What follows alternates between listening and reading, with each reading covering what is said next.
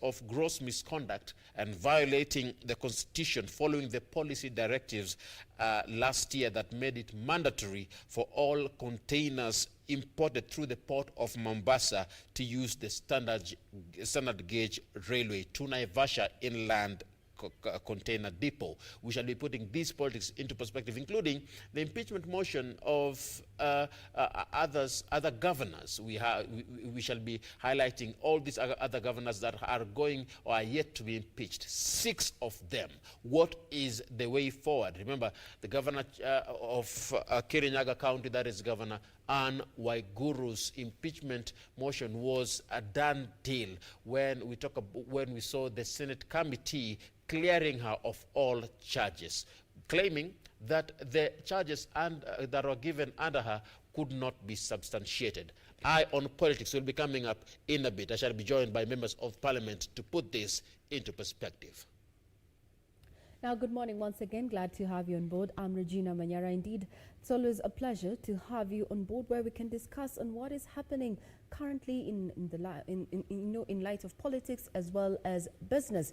There are whispers around and abound that the president might just as well lift some of the measures that government put in place to check the spread of COVID-19. This comes as President Uhuru Kenyatta hints at, just resumption of domestic flights. That and so much more coming up in the headlines. And we're also going to be focusing on Marta Sports, the weekend that was. Indeed, the FA semi-finals, the matches are already drawn. We're going to be having Manchester United facing off Chelsea and Arsenal facing on Manchester City. So that and so much more coming up in not too long in the headlines. So do keep it right here. Now, we also have a colleague on the other side, actually not even in studio, but she decided to take a walk this early morning to just physically be on ground to just look at what is happening on our major roads this morning. So, Doreen Arange, how about you just say hi and tell us what you're up to this morning? Doreen? Around this specific area and try to look at the reason as to why there probably be heavy traffic as you head over to the city center this early morning. Many thanks for making time this Monday morning. My name is Doreen Arange.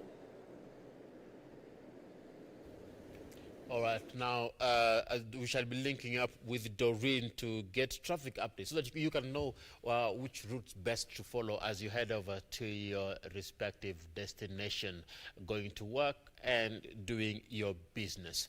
Well, that much said, Facebook, our social media platforms are up and running at Doreen Arange, at Ray Manyara, at Ramaguko, at Jane Wamboye, and at KBC Channel 1. The hashtag is Good Morning Kenya. Give us your thoughts as you continue this morning conversation right here on Good Morning Kenya. Now, let's shift gears to in the headlines. Let's take a look at what's happening both nationally and internationally. We shall be taking a look at different dailies.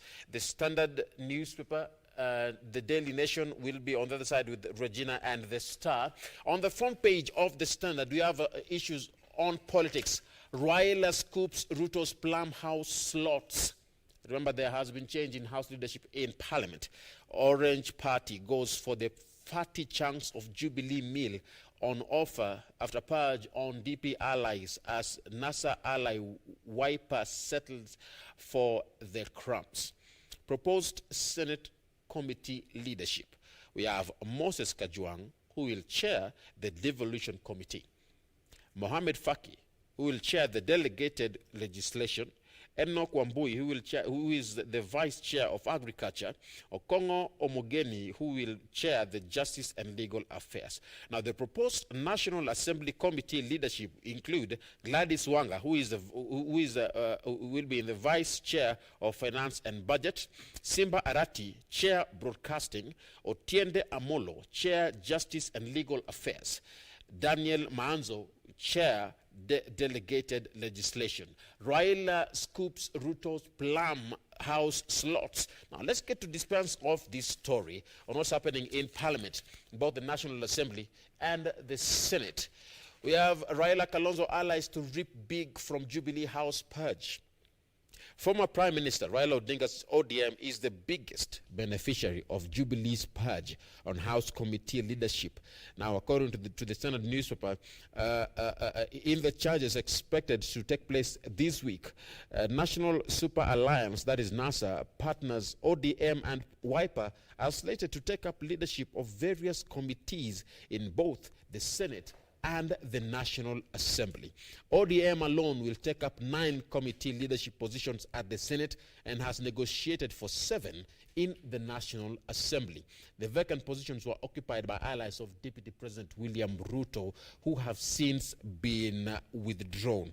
Now, according to the Senate Majority Whip Irungu Kangata, he says this, and I quote, "I have instructions from His Excellency that parliamentary leadership should reflect the face of Kenya." End of quote. Raila Kalonzo allies to reap big from Jubilee House purge. Indeed, Ram, it seems that this Monday morning, matters of politics are still making the airwaves. If we can start off with that particular front page there, but now, this is a story that, on the Star, captured on the Star, we just say, ailing Mzee Kibaki at AC8 at City Hospital. That is what we're going to come up in not too long. But since you've already started off with matters of politics, how about we delve into the corridors of power? 2022 succession. Allow us to choose, Kionjori tells Uhuru. Remember that former CS Mwangi Kionjori said the people of Mount Kenya will not accept anyone to force on them a presidential candidate. His remarks appeared to be targeted at President Uhuru Kenyatta, who on 2 occasions within 1 month has told Jubilee MPs that he will only hand over the baton to a successor who supports his agenda. Now, this with clear indications that the fortunes of the ruling party were dwindling and could be a shell by 2022. Kionjori wants to position TSP as Mount Kenya party, which he will use to bargain for a coalition with other parties. Still keeping up with matters politics. Now, Senator Gideon Moi yesterday announced on his social media platforms that he will be making a major political announcement. Now, this news left tongues wagging as his political supporters and critics are keen on seeing his next move. There have been reports that the legislator with presidential ambitions could be headed to the cabinet as part of Uhuru's plans to groom him for the big seat in 2022. Still keeping up with matters politics. Now, Ruto ally alleges Jubilee funds grab. Demand for transparency captured there on the Daily Nation front page is quite a header of sorts.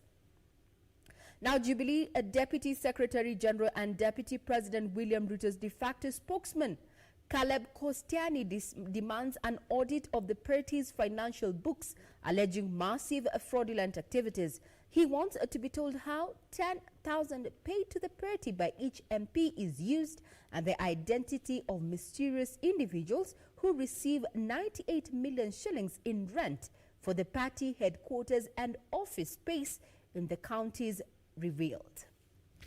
More details coming up. Let's just sample some. Now, quoted there, the amount, 98 million, the amount the Jubilee Party pays in rent annually, of which 67 million is for the party's headquarters in Nairobi and the rest of the offices in the counties. Now, quoted Caleb Kostani, Soy MP, as Deputy Secretary, I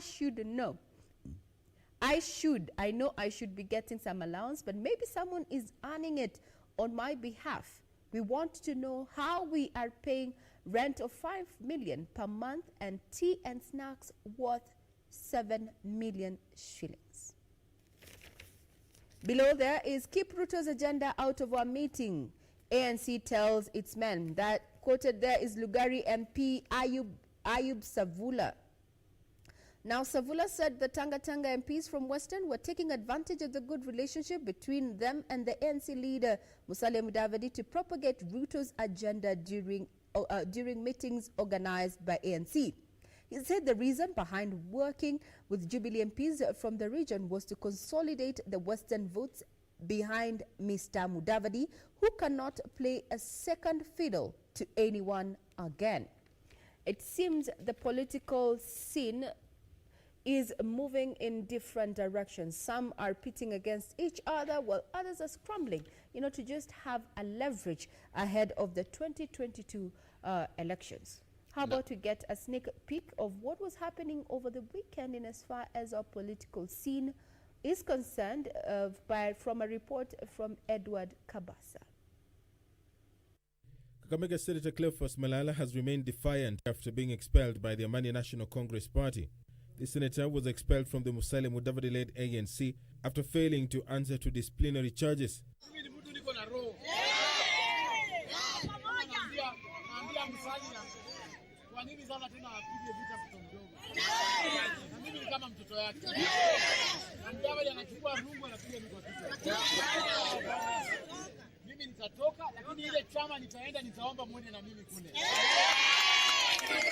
Malala spoke amid speculation that ANC party leader Musalia Mudavadi may be warming up to Deputy President William Ruto. Sasa wale wanatangatanga hapa wakituambia Musalia akuje awe nyuma ya Ruto, sisi hatutaki. Na sisi Waluya tumeamua tutasupport Musalia mpaka afike kwa. This as Devolution Cabinet Secretary Eugene Wamalwa and Kakamega Governor Wycliffe Oparanya called on leaders from Western region to stop divisive politics and instead unite for the sake of peace and development in the region. We cannot be a people who are stuck in the book of Lamentations. Let us open another chapter. There are other chapters in the Bible apart from the book of Lamentations. Let us move to implementation after years of lamentation. Meanwhile, former presidential candidate Peter Kenneth says he's ready and willing to support the president achieve his development target in the remaining 2 years to the general election. Na amesema ako na miaka yake ambayo atamaliza alafu aende apumzike, sivyo? Kwa hivyo hii miaka ambayo imebaki miwili lazima apewe heshima. Kenneth's sentiments were echoed by a section of area leaders. Viongozi wa Mount Kenya tutafanya kazi pamoja. Na ningependa niambie wa Kenya, viongozi wa Mount Kenya wote wameanza kurudi nyuma ya rais. Mheshimiwa rais wa nchi anataka kuunganisha watu na ameamua ukikaa mbele yake utakatwa na wembe. Wacha tuseme kule bunge, kule seneti, na hata kama itakuwa ni sisi wafanyikazi wake wa executive arm. The leaders were speaking in Gatanga, Murang'a County. Now, that removal from office by ANC party, we're talking about the removal of Senator for Kakamega County, that is Senator Cleophas Malala, will also form part of our discussion this morning on Iron Politics, because I shall be joined by a member of parliament who is also an official in ANC party, and you know him, Honorable Tandaza Sawa, Member of Parliament of Matuga. Putting that into perspective, what's going on in ANC, we shall be discussing that in a bit. So make sure that you give us your thoughts. Was the removal of Senator Cleophas Malala from ANC party called for, or was it not? Give us your take. The hashtag is Good Morning Kenya. Now, a confrontation is looming between national and county governments following the state's plan to slash 46 billion Kenyan shillings from the devolution units.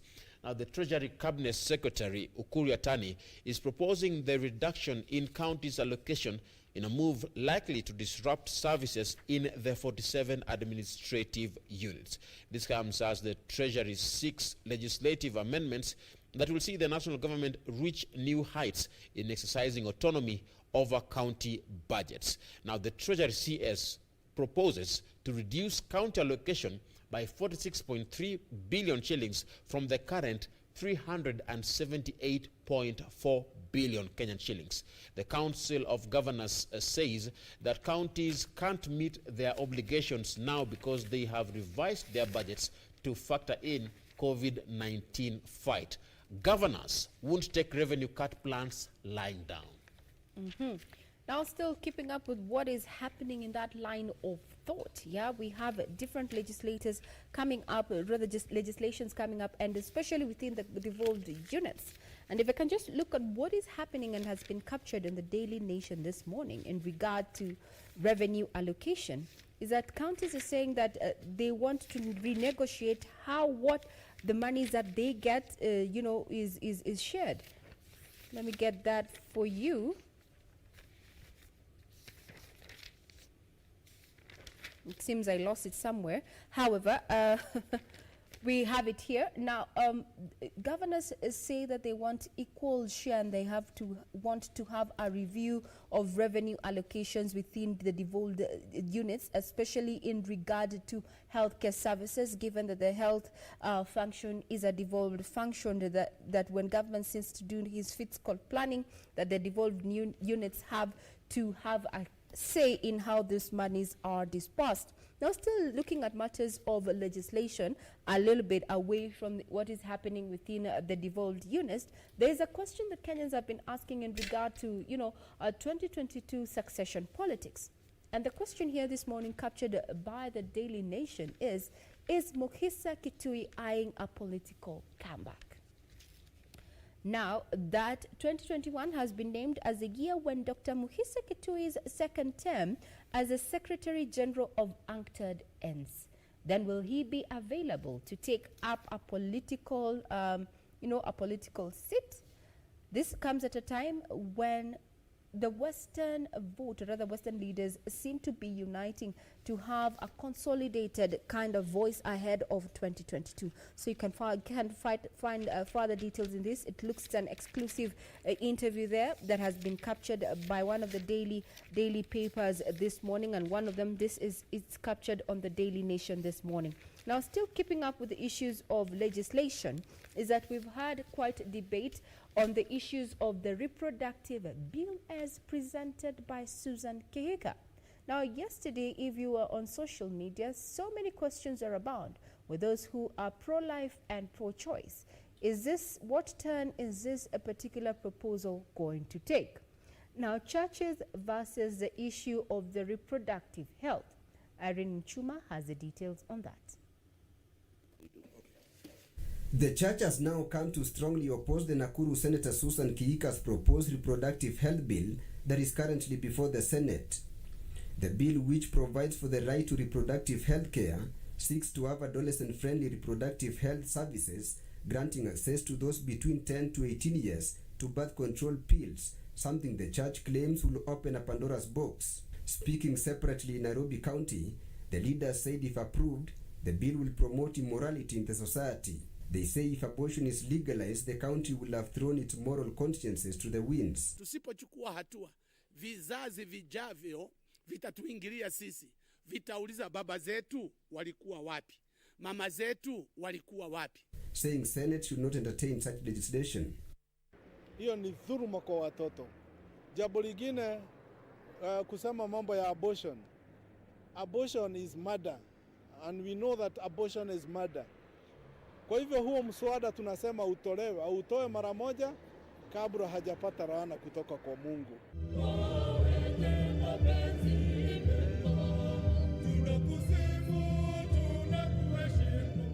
This even as the Catholic Church condemned teenage pregnancies, saying parents must take full responsibility and always follow the progress and whereabouts of their children. Evil does not have the last word, nor will it have the last word in your life, for you are afraid who loves you and wants you to triumph in you. While in Garissa, church leaders want President Uhuru Kenyatta to lift directive barring churches from congregating due to the COVID-19 pandemic, saying the directive has worked against the morals upright of the young generations. Na kanisa tulikuwa tunafundisha washirika mambo ya imani na kuwa na ule utu wema, lakini kwa sababu hizo vitu ukosekana, kuna mambo mengi mahovu ambayo inafanyika katika familia na katika vijiji na katika miji yote. Now, anxiety legislators tested positive to the coronavirus. Now, the lawmakers are admitted to different hospitals in Nairobi, with one said to be. Meanwhile, sources revealed that many other legislators who had come into contact with their positive colleagues rushed to get tested during the weekend, raising fears that the number of the positive cases could rise once their pending results are revealed. Now, sources say figures of legislators with the virus might be high by today, when results of the majority who voluntarily had the test done are released. One legislator said to be admitted in the ICU. panic as 6 MPs admitted to city hospitals with virus. Now, still keeping up with the issue of coronavirus, and remember yesterday, 254 Kenyans tested positive for the virus that we're yet to get a cure. Now, there's been a lot of issues, or rather, about where, since we're talking about health, of where our former president, Mwai Kibaki, is at. Now, captured on the front page of the Star this morning, ailing Mzee Kibaki, 88, at City Hospital. Now, ex-president in the care of a team of doctors at the Nairobi Hospital. To have a sneak peek in regard to that particular excerpt is that just a history there is that the ex-president was admitted on the June 19th and was allocated at VIP ward where he has been receiving treatment for the last 10 days. Kibaki, who served as Kenya's third president between 2002 and 2013, he is reported to have complained of pain in the lower abdomen. You want to read about where our former president is at? Well, there is a timeline there that shows, just his basic. He was born in 1931. And he quit active politics in 2013. Still keeping up with matters health, there's been a lot of debate in regard to when we are going to get an ease in as far as, COVID-19 restrictions are concerned. Now, captured on the front page of the Daily Nation, finally, end of virus lockdown is in sight. Now, days after President Kenyatta said domestic flights would resume soon, Health bows hints at a possibility of opening the country, saying counties have largely met the conditions set for removing the restrictions. Is it so? Remember, one of them happens to be the 300-bed capacity. Now, in her speech yesterday, that is Dr. Mercy Mwangangi, the Health Chief Administrative Secretary, they said that, and actually even quoted here is also Dr. Patrick Emoth, said that counties had met most parameters for combating the pandemic. He added that there is a likelihood that the country will be opened up.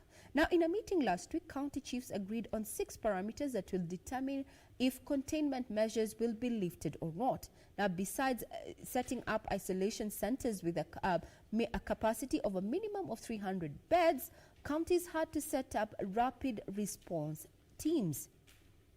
Now, Kenyans had eagerly waited to hear the president's speech last month in regard to his issues of lockdown and curfew. While this might just be a hint at where we are going in the next, actually it's rumored maybe the 6th or 8th of July, then we will know exactly where we stand in as far as COVID restrictions are concerned, especially now with the issue of domestic flights resuming soon. What does that mean? Still keeping up with what is happening in matters health is that lobbies want welfare of children given a priority during crisis.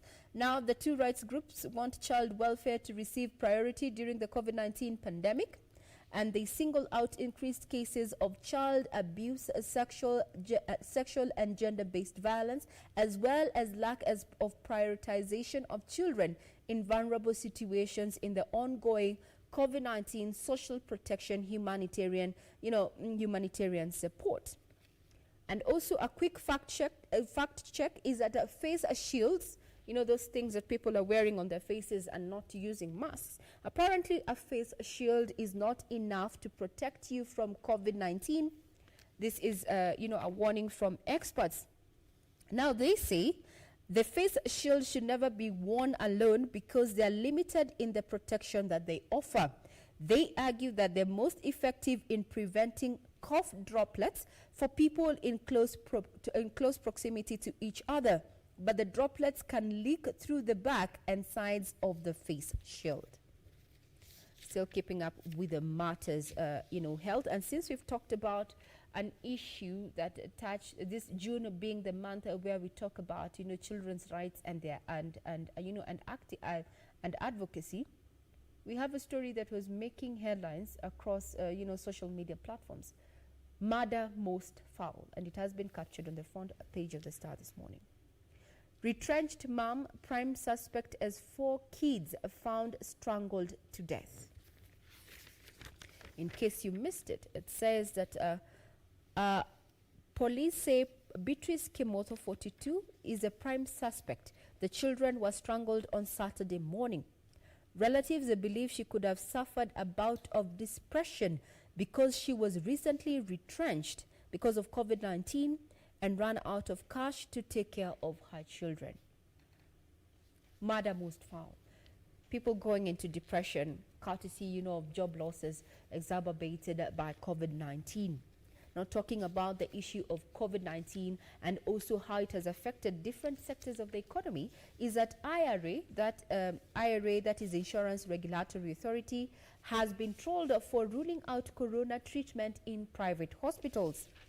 Now, this is after the regulator adopted proposals from insurers to drop coverage in private institutions on fears of increased expenses related to the respiratory disease that could push them into losses. Now the insurance will only pay for testing and treatment offered in government hospitals. This will include facilities run by the central government and county governments. That is quoted there is Godfrey Kiptum, the IRA CEO. That is what he said to the Senate. So how about we get the sounds and pictures of what COVID-19 so far, where we are, and in regard to what government, what interventions government has put forth in regard to just stemming the spread of this deadly virus, as prepared by our reporter Purity Museo. The Ministry of Health says it will advise the President not to reopen the economy if certain parameters to contain the spread of the virus are not met. Director General in the Ministry of Health, Dr. Patrick Commonwealth, said, among other things, counties should demonstrate preparedness to allow easing of restrictions, including their ability to test and detect the virus, as well as the capacity for isolation. Pillar number 5 was the public health and social measures that we need to undertake, including inter-county movement, which again we threw this responsibility to the governors. And we have developed simple templates at the points of entry, like if you are crossing from, say, Kiambu to Murang'a County, we have a simple checklist. You'll have your temperature checked. And of course, there's also a triage system, simply asking you whether you have cough or difficulty in breathing. We'll be able to pick about 80% of the COVID cases.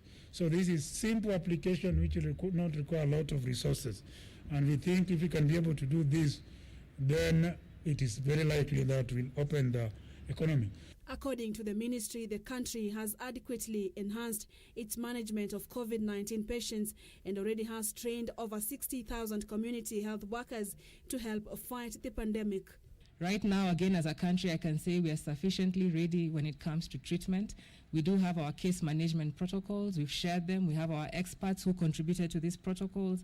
And we have actually had experience managing and having close to over 1,000 recoveries. So we know what it means to be able to treat and manage both an asymptomatic, mild, moderate, and severe COVID case. The ministry says the coronavirus numbers were steadily increasing as 259 more positive cases were confirmed in the last 24 hours, bringing the country's caseload to 6,070. We have tested 2,718 samples, out of which 259 people have tested positive for the virus.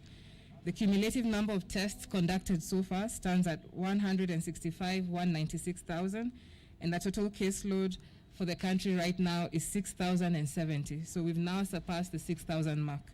Over a similar period, 35 patients were discharged from various health centers countrywide, taking the tally of recoveries to 1,971. The country also lost 2 more patients within the same period, bringing the number of fatalities to 143. Purity Museo, Channel 1 News. Now, let's take a look at news making headlines in the counties. And I would like to quickly touch on different counties and what is happening in them. Let's start with Kajiado County. Now, in Kajiado County, a mass livestock vaccination drive against cross-border diseases has kicked off. Now, more than 100,000 herd of cattle will be vaccinated against foot and mouth disease in fresh efforts to cushion livestock markets in Kajiado from the disease. 100,000 cattle to get crucial vaccines. Still in Kajiado County, we have the county government has blacklisted a contractor for poor workmanship on a 9 million Kenyan shillings bridge. The order came barely 3 days after residents of Non-Kopir demolished the bridge the company had constructed when it started caving in 2 days after being commissioned. Now, the County Roads and Infrastructure Executive Alex Kilowa said that the contractor used substandard materials to build the bridge on a 3.4-kilometer feeder road that connects Kitengela town and Non-Kopir area. Constructor fired over 9 million shilling bridge in Kajiado County. Let's go to Muranga. In Muranga, the process of transfer Muranga County creameries to dairy farmers has started. Now, the move will give farmers control of 1 billion Kenyan shillings dairy empowerment program, which is 70% control of the creameries, with the county government left with 30%. Economic advisors had said that the transfer will help the sector grow as it will expand the creameries to handle 150,000 liters of milk every day. Transfer of creameries starts in Muranga County. Quickly, Mombasa County. Some Muslim leaders have dismissed Nyali Member of Parliament Mohammed Ali and his claims that there was conflict of interest at the port of Mombasa in his failed attempt to impeach the Transport Cabinet Secretary James Macharia. Now, the clerics, led by Kenya Muslim National Advisory Council, that is Chairman Sheikh Juma Ngao, said Ali's motion failed because he could not convince the legislators. Mr. Ali's pointing off an accusing finger at some State House operatives for the failure of his motion, and that it was as a result of the awarding of tenders at the port is baseless. That is according to Ngao. Ali's claims against CS dismissed. That is in Mombasa County. Let's head over to Migori. In Migori County, county budget speech set for today. Now, the health sector is the biggest beneficiary of the county's 8 million shilling budget, 2020-2021 budget, set to be read today. Now, Thomas Okungo, who is the Assembly's Budget and Appropriation Committee chairperson and the MCA for Kaler Ward, said the budget could not be tabled on Friday last week as earlier planned due to the pending bills. County budget speech set for today in Migori County. And let me go last but not least, Siaya County.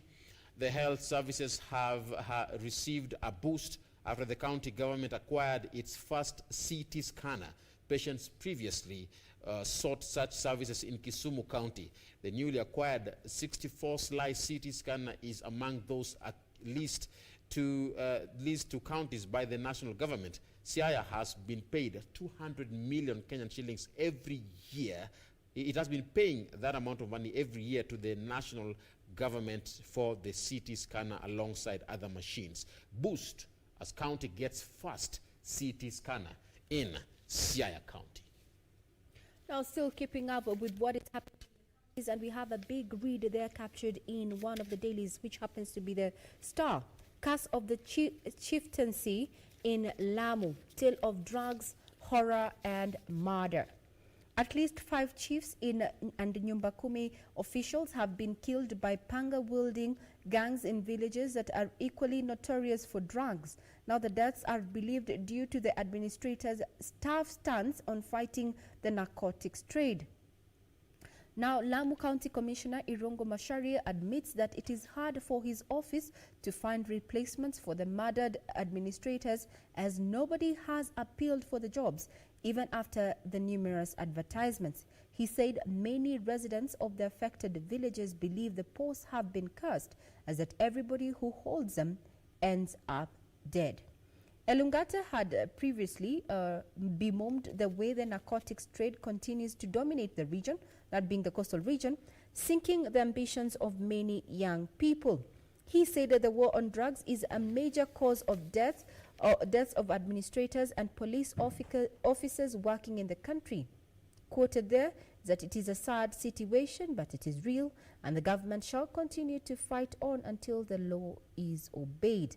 However, villagers feel the government should do more to entice the brave ones into applying for the jobs. That is what is happening in Lamu. From the coastal region, we still keep up with the matters, from the counties. And is that Uhuru has been urged to save Del Monte. Now, Thika-based multinational fruit processor is embroiled in a land tussle with residents. Now, quoted there is one contributor says, the cost of Del Monte is leaving Kenya is too high, and the national government can't leave it to county governments to deal with this. They are messing up big time. So if you want to read about that particular tussle between a Thika-based multinational fruit processor, well, you can get your copy. And also we have an issue here that has been highlighted, in Nyeri, where Nyeri has allocated 40 million to COVID-19 recovery in budget. This ties up with what we expect to hear from Busia, as highlighted by my colleague Ram Maguko there, that those discussions are going to be taking place as to what is going to get what in its fiscal planning 2020-2021 in the county level. So it appears that 40 million shillings will go to the COVID-19 recovery, recovery budget. So much in the counties, and how about we give you the sounds and pictures as prepared by reporter Timothy Kipnosu.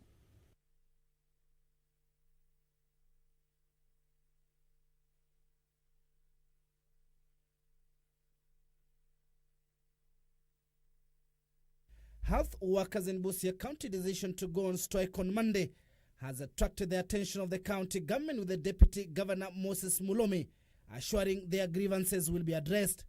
The over 1,400 health workers are demanding, among other, salaries increment, allowances, promotions and redesignations, among others. Vile mnavyojua hakuna mwezi tumekosa kulipa mfanyikazi mshahara kwa miaka 2-3 iliyopita, na in fact tangu county government ianze sisi hatuchelewi kulipa mshahara.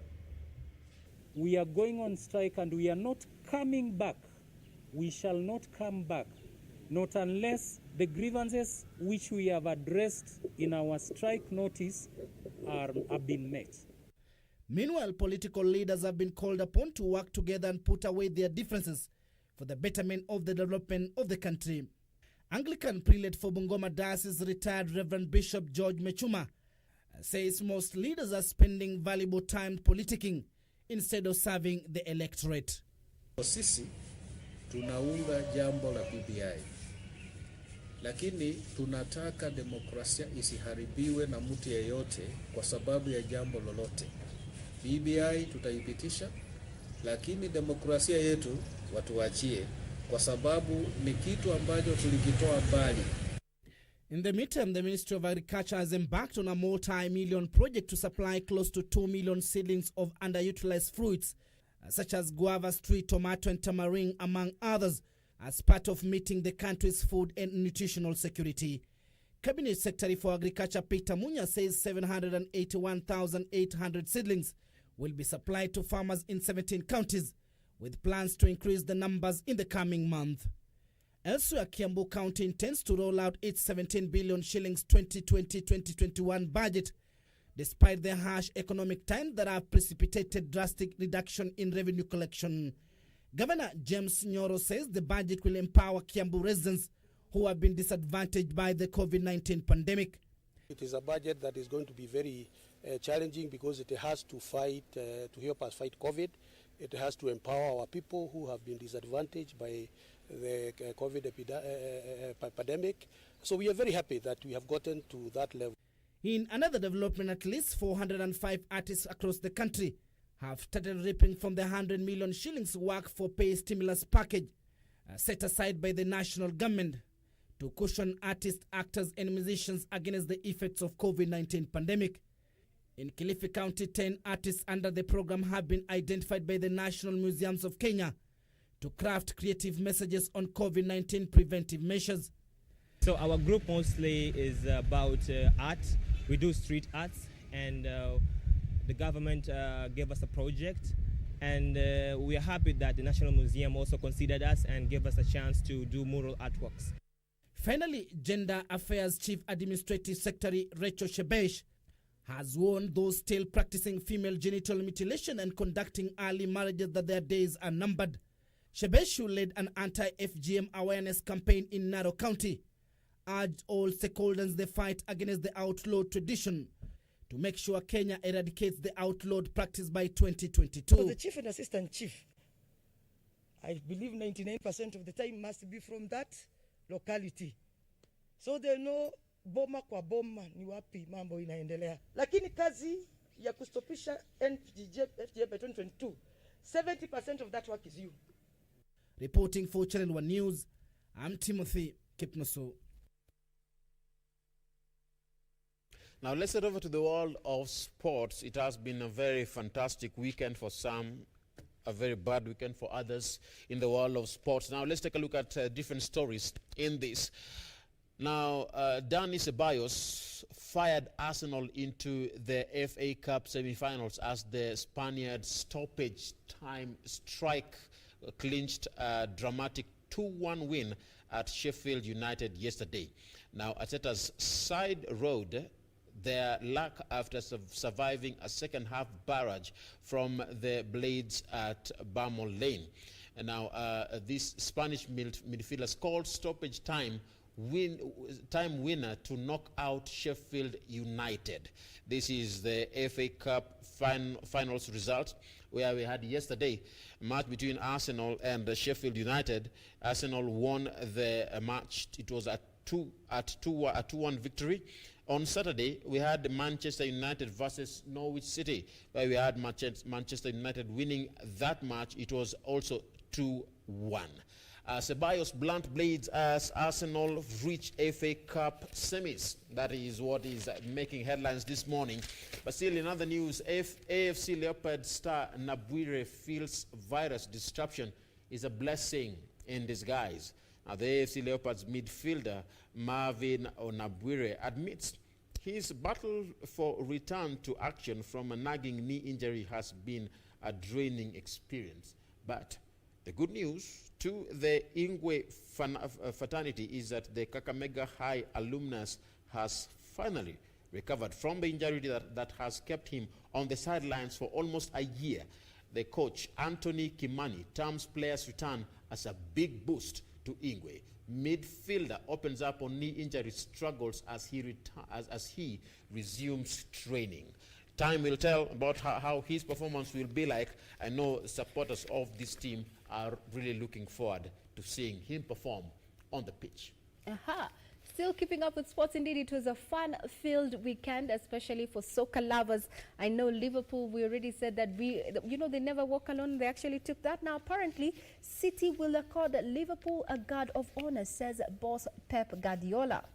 Now, Manchester City's players will give new Premier League champions Liverpool a guard of honor at Etihad Stadium on Thursday. That is according to Pep Guardiola. It will be Liverpool's first game since their 30-year wait for a league title that was ended after City lost at Chelsea. Now we are going to do the guard of honor, of course, says City boss Guardiola, will greet Liverpool when they come to our house in an incredible way. We are going to do it because they deserve it. That is Pep Guardiola there. Now into the last four.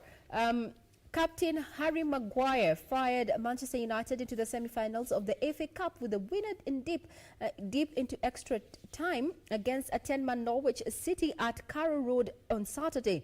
Now, the game looked to be heading for a penalty shootout after Norwich, who had Team Kluse sent off in the 89th minute, defending superbly against a constant pressure from the Ole Gunnar Solskjaer's side before Maguire's goal 2 minutes to the end. Now, as it stands in as far as the FA Cup finals are concerned, it will be Manchester United versus Chelsea, while Arsenal will be taking on Manchester City. Now, just to have a brief of, the tussle between Manchester United and Chelsea is that this they got to this point after gathering 3 points on 3. That is in August 11th, 2019, when Manchester played Chelsea. Manchester won 4-0, and in October of the same year, Chelsea lost to Manchester United with scoring 1, while Manchester United took 2 or made it 2. Then come February 17th of 2020, Chelsea lost to Manchester United at 2-0. Now, if you look at that particular how it has turned out to be, is that now with that particular game, Manchester and Chelsea are confident. Manchester United is very confident ahead of that particular, FA semi-finals. One of our own, being Mark here, says that indeed it's just going to be a replica of Manchester's win against Chelsea. Well, I don't know. Let us wait. Let us keep waiting. And as far as Gorma is concerned, we're going to be focusing on what is happening in the Kenya Premier League. Now, yesterday was match day. How about to get the pictures and sound of the FA match?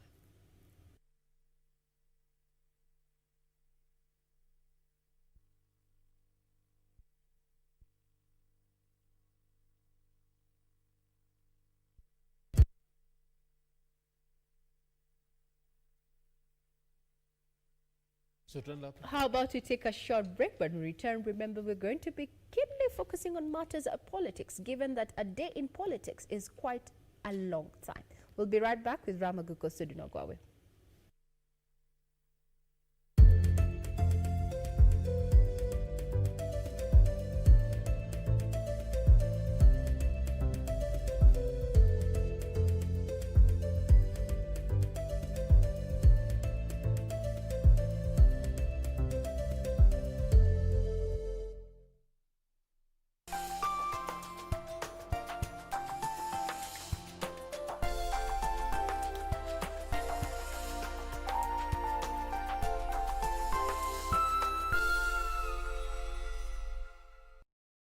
On the next episode of Corner. Ya muhimu kwanza ni kujua hali yako ya status ya HIV. Everybody wanna feel like free. Forget your troubles and rock with me. You're looking for Zion. Every day protect your youth against them molestation. Feed them. Run your fingers down my spine. Elevation. Na bila gloves haiwezi. Yengi kujijua. Afya bora, maisha bora. Jipime, jiinue. Emperor, where is he?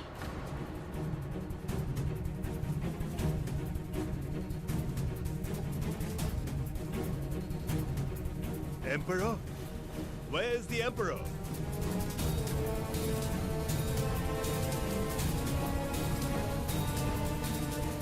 Father was right behind us. Is there someone else who hasn't come out? Ashok. Miss, I've been asking about Flight 648 from Paris, but no one is saying anything. Is something wrong? A tragedy changed everything. It's the plane. They're not coming. What are you talking about? What do you mean they're not coming? I won't leave you. Why did they have to die, Juana? Tell me why. A last will is going to transform their lives. It's Juana Lopez Ortiz. Me? You have to get that woman out of here. Only heaven knows what kind of trick she used to get your father to leave her the insurance. And the person she least expected will come to her door. Ah! Hey! Ouch! Be careful. Slowly, slowly. Oh, no, Slowly. In love with Ramon.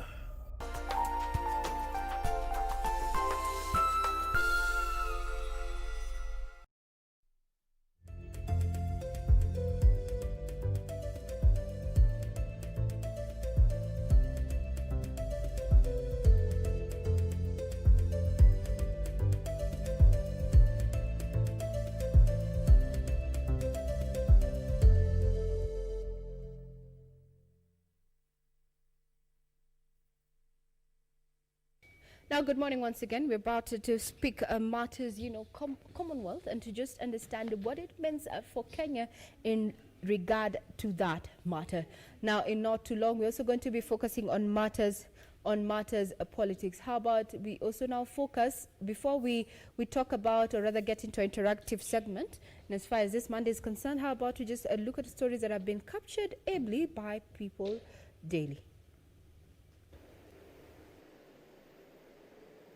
All right, and even as we continue with our segment in the headlines, you get to look at what has been making headlines in the People's Daily this early morning. And obviously there's that story that has been happening at the NCPB, the corruption bid.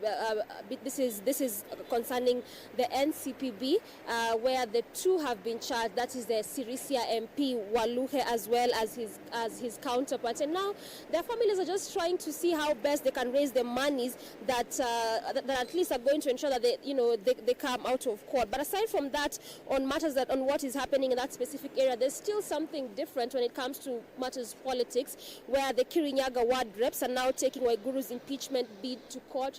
Remember that specific story has also been ongoing with the ouster of Kirinyaga MP, that is Governor Anne Waiguru, and different charges have come across. One of them including corruption, where the MCAs are now saying that the governor has really been in a lot of corruption bids in that specific county, and so now the ward reps want to take this impeachment to court again. And away just also from matters politics, we now come and look at the state of COVID-19 here in the country, and this is after about 200, this is at least 259 new cases were confirmed in the last 24 hours, bringing the total number of confirmed cases here in the country to about to 6,070. That is where we stand as of now, since the first case was announced in the country. And what the CAS, that is said yesterday during the presser, he said that now the counties need to up their game even as they continue fighting this issue of COVID-19. But remember also, there's been a lot of concerns when it comes to the counties. This is in regards to health workers. Sometime last week we were looking at health workers in Kisii as well as Kisumu County, who are just planning a strike, and they were alleging to issues such as lack of payments, lack of getting the necessary equipments that they need to continue helping them to fight this disease. So in as much as yes, they're saying that it is time for the counties to up their game, then you tend to wonder what happens with these same counties complaining of, the same counties where the health workers are complaining of such issues. But clearly that is what the Ministry of Health is saying, that it is time for counties to up their game, because at least as of now, the national government has done its best to help the stem of this disease. But also, just before I bring in the headline segment here on location to a close, as of now, we stand at least, throughout the entire country, so far the number of tested cases since the first case was announced in the country, this is at least at around 165,196. These are the total number of tested cases since the first case was announced in the country, and this is after 259 new cases were confirmed as of yesterday, bringing the total number of cases to 6,070. That is where we stand as a country in terms of COVID-19 confirmed cases as well as tested cases. Regina.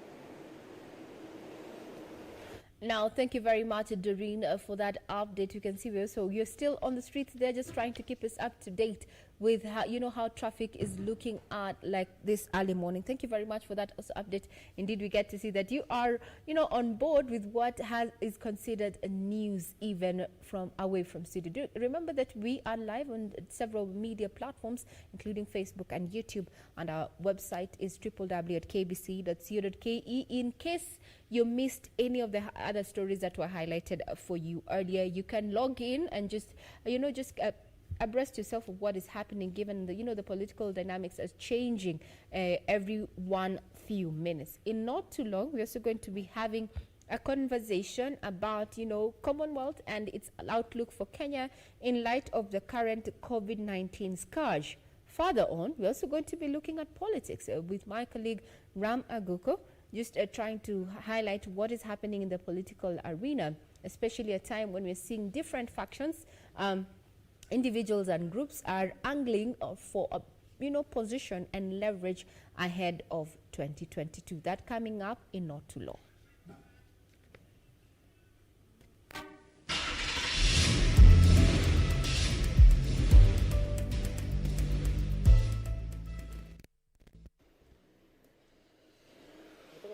And just a minute to the top of the hour, that is a minute to 8 a.m. This morning we look at traffic. This is coming all the way from Thika Road as you head to the city center.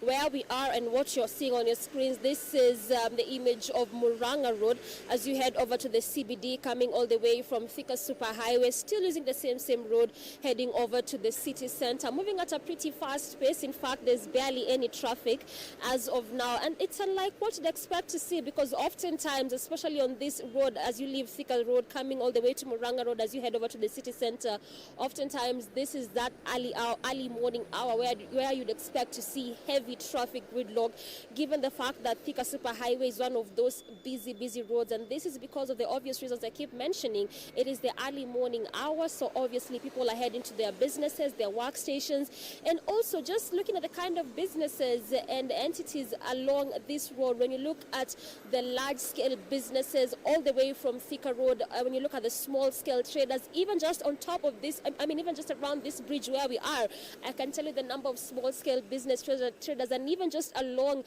the roads are really quite numerous. So again, that is also what normally leads to heavy traffic build-up, and also the fact that at some areas along this road, it is a bus terminus, where ultimately just means that people are either boarding the vehicles or even just alighting. So again, that also results to one of the reasons to why there's normally heavy traffic build-up in this early morning hour. But it's unlike that, because clearly from what you're seeing, vehicles moving at a pretty fast pace, and also this is on both lanes. So that means the lane that is leaving Thika Road using Muranga Road as you head over to the city center, as well as the lane that is leaving the CBD or even leaving Kipande Road using the same road heading all the way to Thika Superhighway, as well as the estates adjoining to that route. On both lanes, moving pretty fast. There's barely any traffic, just moving at a pretty fast pace. And also one of the things that I've noticed on this road is the public vehicles,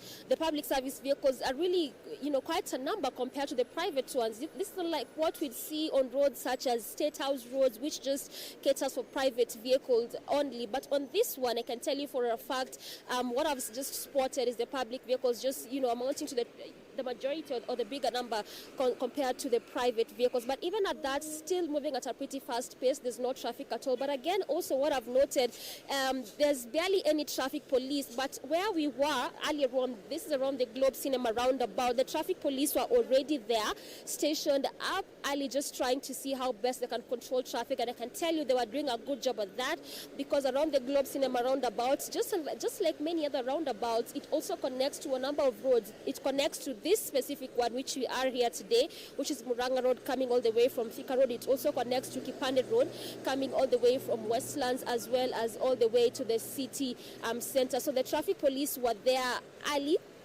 trying to see how best they can control traffic, and just like I mentioned, they were doing a good job at that. But along where we are as of now, I've not spotted any, but even at that, there's still no traffic to be controlled anyway, but clearly just moving at a pretty fast pace. And now, looking at just what I was telling you, that on this same area, sometimes it also doubles up as a bus terminus, because also just what you're seeing is that people are alighting from the matatus there, and there are also others who are boarding the same matatus as they head over to the city center. So that leads to a little bit of snarl up, but in as much as, yes, there's a little bit of snarl up, it is also manageable. Another downside I've also noted from this road is the motorcycles, because they're not using the motorcyclist lane.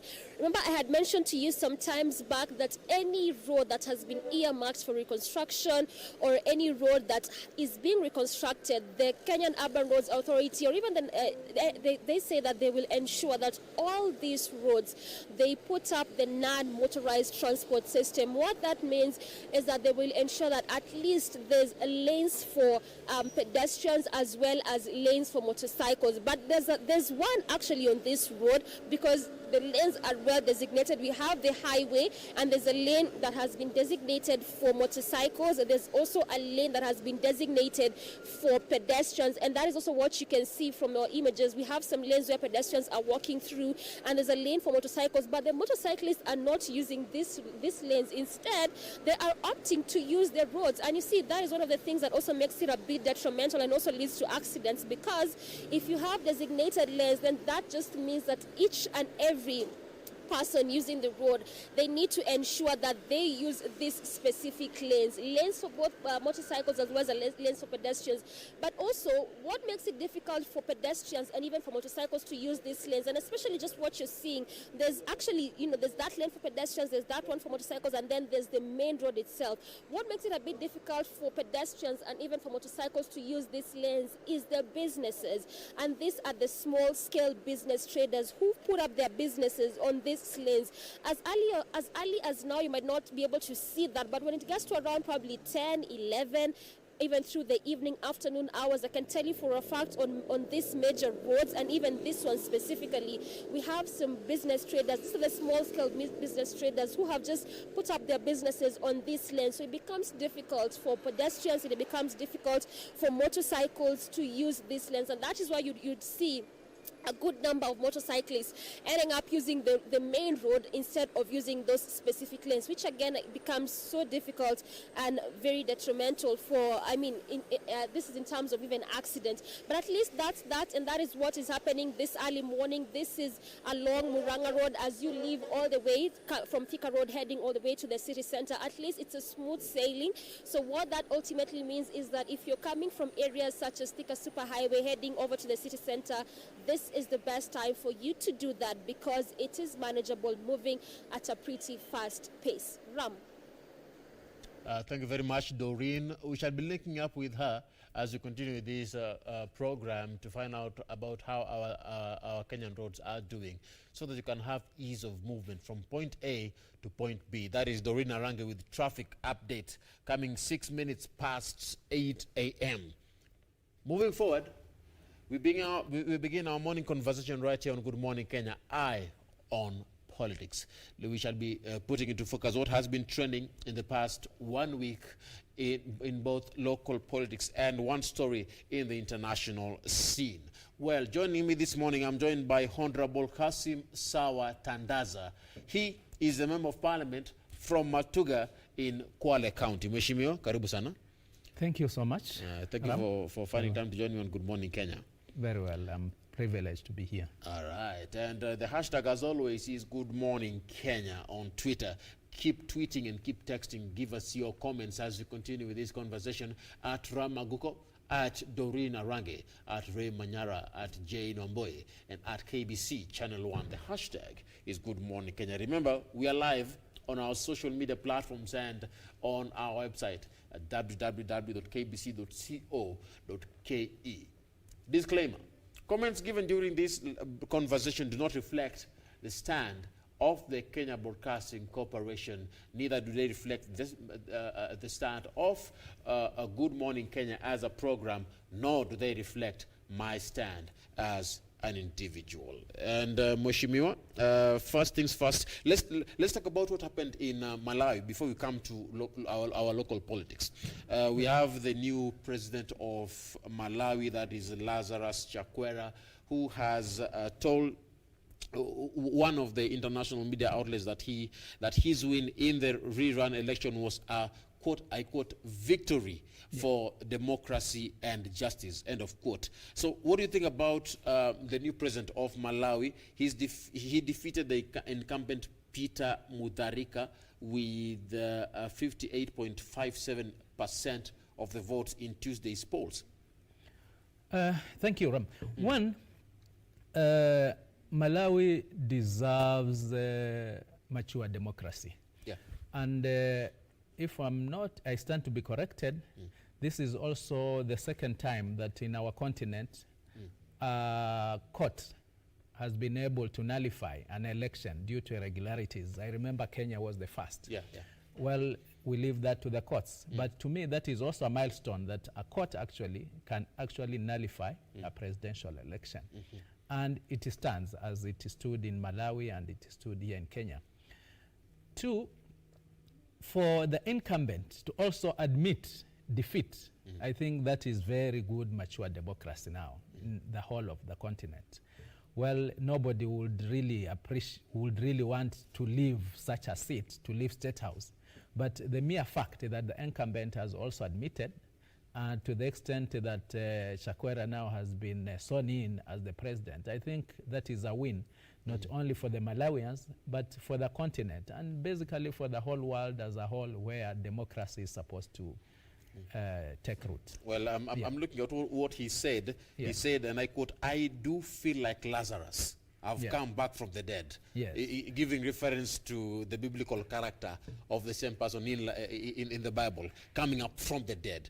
Well, his rise into this position, what do you make of it, even as we look into the ability of him to deliver? I think there are also some lessons that we can learn when you are dealing with an incumbent, if the need be that the opposition has to win. Because you remember in the first runoff, there was no clear winner. But when it came to the second, then basically all political parties agreed to back one candidate. That is Chakwera, the one who has been sworn in now. So there are several factors and several lessons that we can learn when it comes to running a strong presidential candidate for the ultimate win. But I think the mere fact that the opposition, I think there are 9 political parties which came together, agreed that this will be our flag bearer. And of course, there is a deputy. And you remember, I'm not surprised by his quotes. I think that is an archbishop or is a... he's a religious man. I think he has a whole... somebody like that. But he's someone who can be able to take Malawi to the next step. He mentioned building a new Malawi. I will be so happy, so glad. I've been to Malawi myself. It's a landlocked country, basically no industries, agriculture. I think the agriculture they rely on is tobacco, which of course it has its own challenges. So I think we would give him all the benefit of doubt, and my prayers also be with him for the Malawian peoples, so that they can prosper. All right. Yeah. And just briefly in his speech, and I would like to quote his speech. He said, "With your help, we will restore faith in having a government that serves, not a government that rules. A government that inspires, not a government that infuriates. A government that listens, not a government that shouts, but a government that fights for you and not against you." Well, we wish him all the best. Yeah. Of course, and I think that's all what every citizen of any country would want his leader to be. So, all the best and our prayers with them, as earlier stated. Now, that is in regards to what's happening in Malawi. As on behalf of Good Morning Kenya, we wish him the best, even as he starts his tenure as the president of Malawi. Now, moving forward, last week we had one interesting turn of events. Governor Anne Waiguru's impeachment motion. Yes. We had the Senate committee. They went to the Senate, and they said that it could not be substantiated. All the evidence and accusations that were laid against her could not be substantiated, and she was cleared from all the accusations. What do you make of that?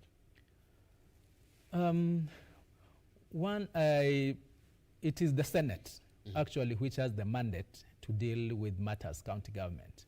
You know, in the current constitution, we are having the National Assembly and the Senate. That's constitute parliament. But it was purely within their mandate to adjudicate on this matter. I might not be privy to all the facts on the details of the accusations put forward. But it is also within the mandate of Senate, either to have the matter determined by the whole House or by a committee. I remember they went into voting, and I believe on their own volition, the senators decided that this matter be handled by the committee. So, all said and done, there is the minimum threshold where a governor would be impeached. It is the same way, I think Kenyans have not forgotten, but even I as a member of parliament can be recalled. But of course there is the threshold on which a member of parliament can be recalled. So I would also at this juncture give the senators the benefit of doubt, and they are right that the committee, having deliberated on the matters before them, they found that basically there was did meet the minimum threshold for the governor to be recalled. But then I think it is also in their report that they put it to the different government agencies to investigate on some issues, which even them as a committee felt that they went against the law. Those issues concerning procurement. Procurement, yeah. Basically the corruption issues, because the corruption issues. So I think it is up to now the government agencies now to take up the matter and take it to its conclusion. Mheshimiwa, I'm looking at the county government, the members of county assembly from Kirinyaga. Those who are for high impeachment are disappointed. Some saying that they will take it to court. Do you think that we are looking at yet another impeachment motion that shall be tabled? Because looking at what was going on the ground, some of the residents of Kirinyaga, in fact, were saying that they will they are asking their members of county assemblies to go and impeach her again.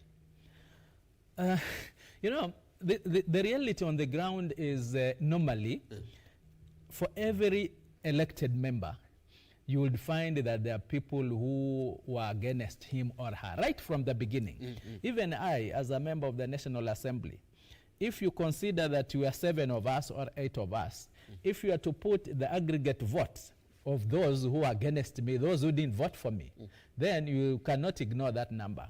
And I believe there are many. There are many. You see, this is a situation where it is the first to touch the rope, then takes the medal. Otherwise, normally, those against are normally men. And I wouldn't think this is different from Kirinyaga.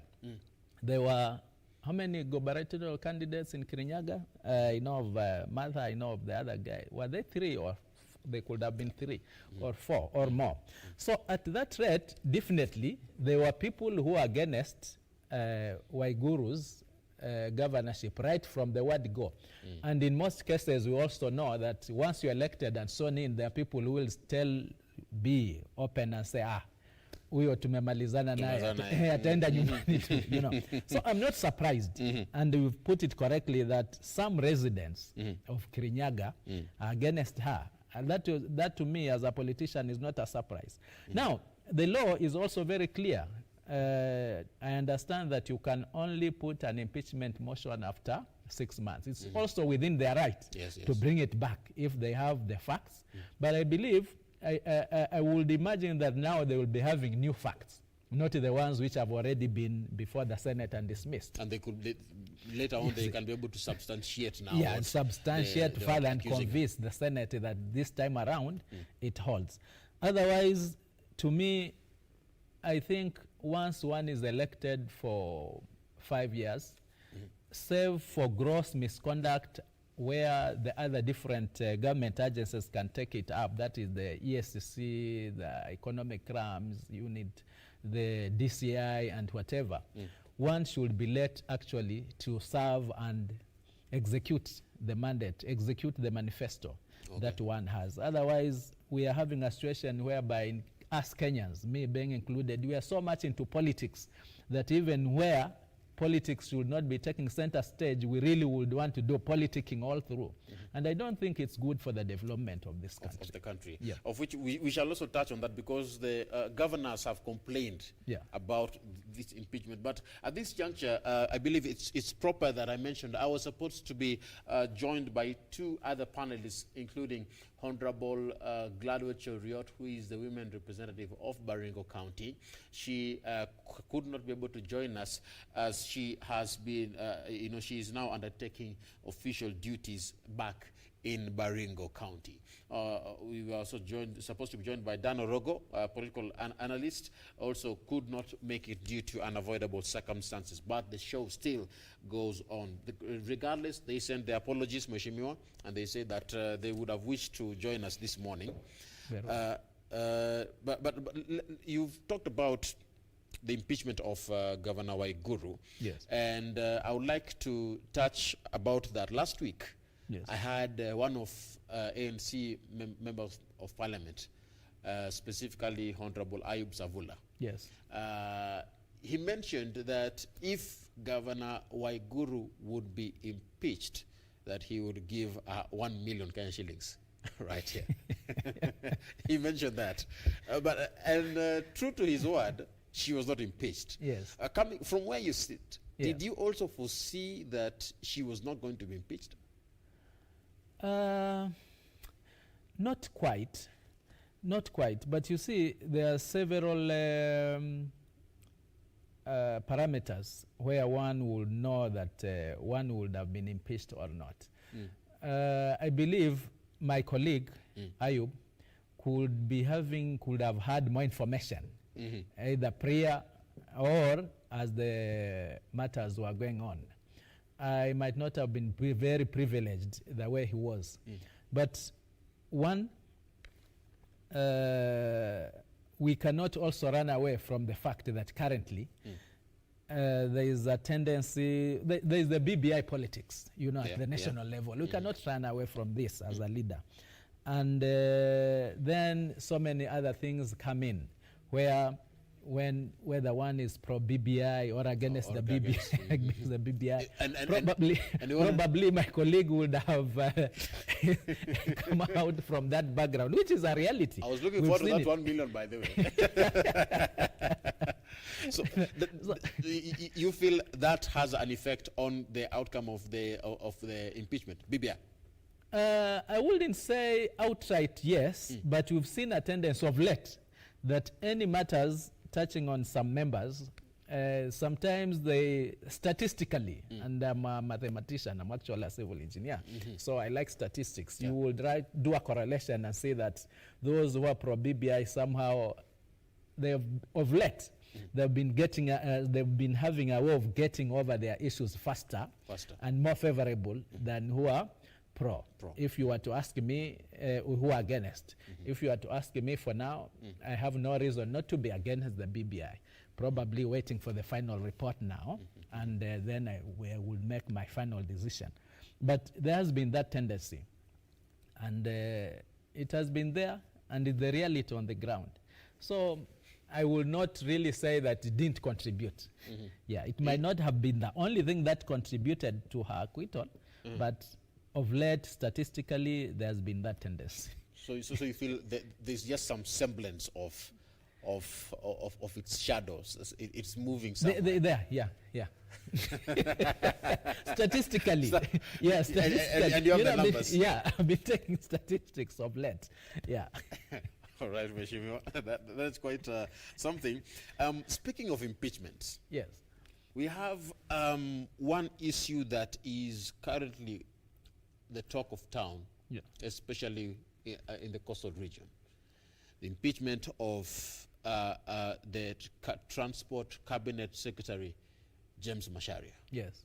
Let's touch on that. Now, last week, we are aware that in the National Assembly, we had the Speaker, Justin Muturi, who on Tuesday dismissed the motion that sought the sacking of the Transport CS. Now, the Nyali Member of Parliament, Mohammed Ali, has accused the CS of gross misconduct and violating the Constitution following his policy directive last year that made it mandatory for all containers imported through the port of Mombasa to use the standard gauge railway to Naivasha Inland Container Depot. From where you sit, these claims, are they true? Do they hold water?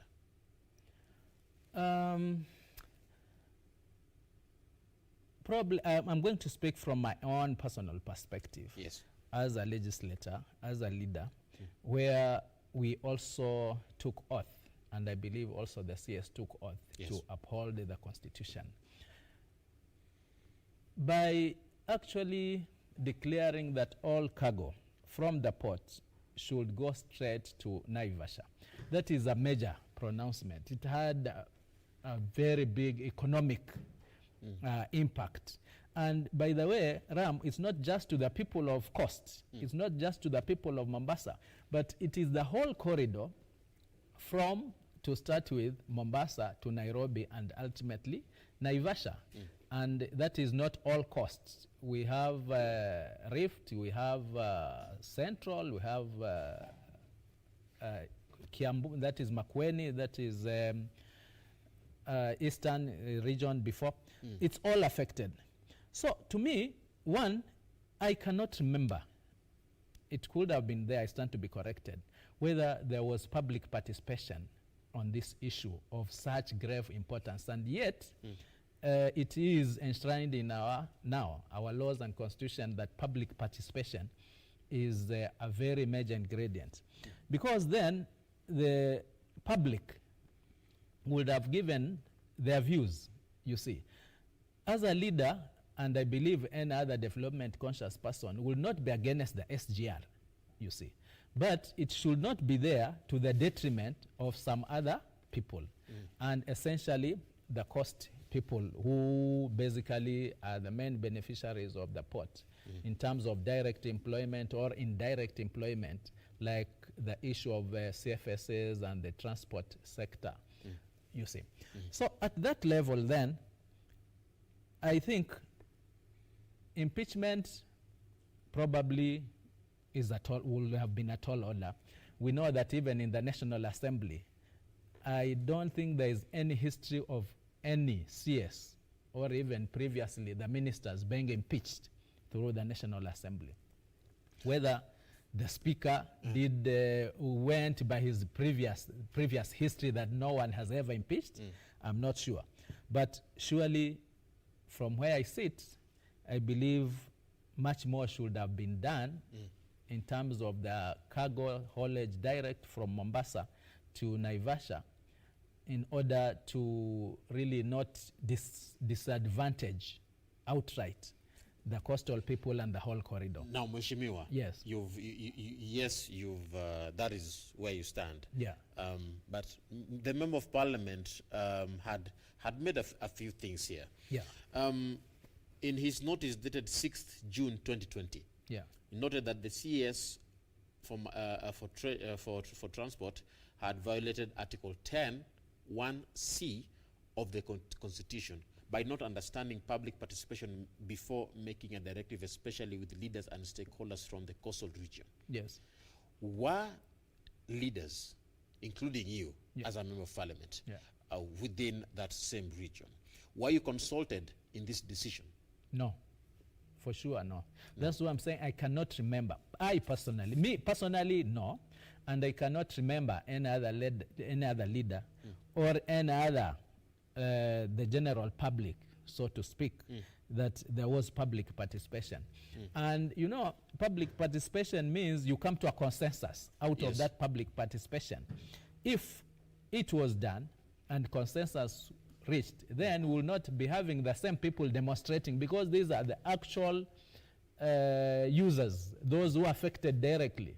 Because if it's public participation, then those ones should have been consulted first. And I don't think we will be having those demonstrations now. Did you sign that document seeking that motion? I did, because my people are directly affected.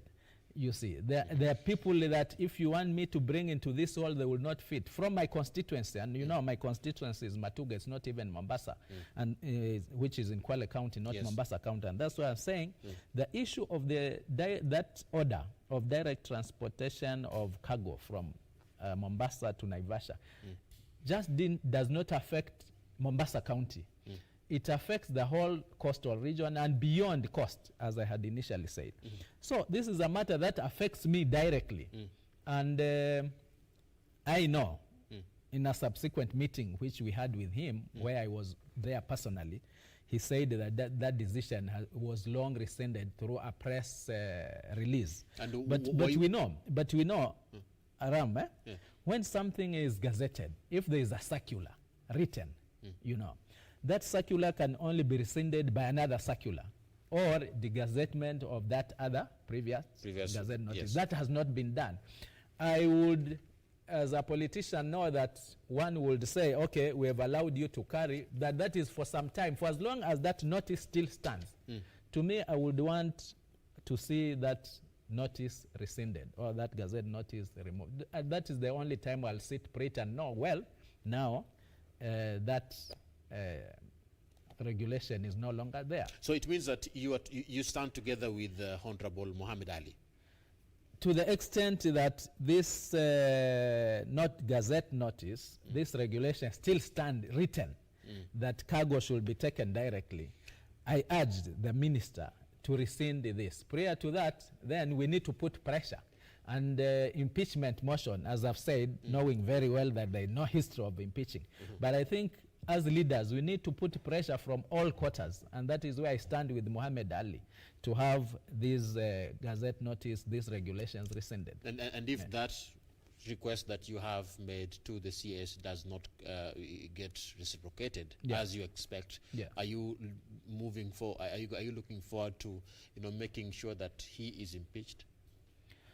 As I've said, Ram, because I'm looking at specifically. Given that the speaker has already pronounced himself, yes, you see, on the floor, yes, that impeachment notice does not merit going forward, then to me that route is closed, because within the National Assembly, once the speaker pronounces himself on a matter, then it is closed. It is closed. Yeah, it is closed. What will you do next? Because I'm looking at what happened on Tuesday. Yes. In the communication to the House, where the Speaker said that the motion was not accompanied by the requisite evidence to substantiate the allegations against the CS, and therefore could not proceed for debate. Yes. If that is your stand, that you feel that the CS needs to do as you have requested him to do, yet you went to Parliament to give an impeachment motion, why would you do that without providing the necessary evidence and knowing that there was no requisite to that? You see, Ram, it's very interesting. When I say that I come here and there's no chair, if there was a chair, I would provide evidence that here was the chair, isn't it? But here we are talking of no participation done, isn't it? What evidence would you bring to show that something was not done? I thought it was now for the other person to say, well, on this date I gave a notice for this public participation in Changamwe. On this date we did this at a town hall somewhere. Otherwise, one of the major issues, and as I've said initially, if that participation was done, I believe we would have come out long time ago on the best way of handling this matter. You see, SGR will be there, and still the economy of the coastal people, or those who were relying on the transport business, will still be continuing. So I find it a dead end, because I'm saying it never happened. You are telling me to bring proof that it never happened. Wouldn't it have been easier for the one who is saying it never happened now to bring proof? Because to me, watu hawakua. Where do I get the proof that? Because I have proof that they were not there. Now, when the speaker said that there was no evidence, and all along we've had this memoranda. This is not a matter that that was the last bit. We've had people demonstrating, those actual users demonstrating about this thing, and as I've said, proving that they were not consulted. It just came by the stroke of the pen. Now, do we bring those demonstrators to show that it never happened? Will that meet the threshold?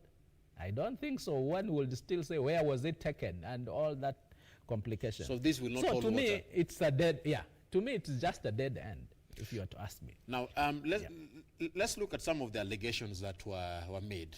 Because now that we are where we are, and it is what it is, Muhammad Ali, the Honorable Member of Parliament, had said, and I quote, that he said that one of the major beneficiaries of the port is none other than the governor of Mombasa, Ali Hassan Joho. He said, it is a crime, a big shame, that wewe umekatiwa yako, sasa unanyamaza, unawacha wananchi wakiumia. Those are the exact words of Honorable Muhammad Ali. What are your thoughts in regards to his claims of Governor Joho's involvement in this? I don't have any proof. I want to be very clear with my conscience. I know Governor Joho is a businessman. Even me, I'm a businessman, not in the same field as Governor Joho. I don't have any proof that he has a share or a stake in the whole arrangement. So I will not really go into yes or no whether Yumo or Hayumo. But I remember initially about the issue of SGR. And you know, there are two issues here. There is the issue of SGR and CT2, the container terminal 2, which we sometimes back also had a problem when it came to the issue of privatization. But I remember some way back, Governor Joe was one of the best critic about this issue of SGR. And unfortunately, some of us that time were not as vocal as we are now. You know, they want to speak by conscience. Yeah. Unfortunately, that time when Governor Joe was the best critic about the issue of SGR and the Naivasha depot, unfortunately, some of us were not as vocal then. And a point has reached where now some of us are vocal and Governor Joho is quiet. Would it be something to do with the BBI? You know, here we have an elephant in the room, which I'm not quite sure. and what is this elephant? What to handle? But what is clear, yes. I would want to give Governor Joho that initially, and I believe, even in the last, by the way, he did quite some bit through his county government. And as leaders, I think about 4 months ago, we were invited to his office to receive a report on the dangers of the SGR project done by the University of Nairobi. It was actually a professional document, even outlining the losses with numbers, you see, how much we are bound to lose within a specific period going forward, and ultimately Mombasa and the whole corridor becomes a ghost town. So I would want to give credit to that point about when it comes to the governor's concerned about the whole issue of SGR. Well, kupiga makelele is a different thing, and sometimes it's done at the expediency of probably high authorities somewhere, which I'm not privy to. But I'm just trying to contrast the two. That the time Governor Joe was so vocal about it, some leaders were quiet. This time, some leaders are vocal about it. Governor Joho is also quiet. But the truth is that from where I stand, I know Governor Joho did his bit in terms of this whole saga. And now it is our turn also to see what we can do. Ultimately, I believe no leader would want to see his people suffering at all. You've mentioned that when the governor was vocal, some leaders were quiet. When some leaders were vocal, the governor was quiet. Who are these some leaders? Are you included in these some leaders? You know, not quite.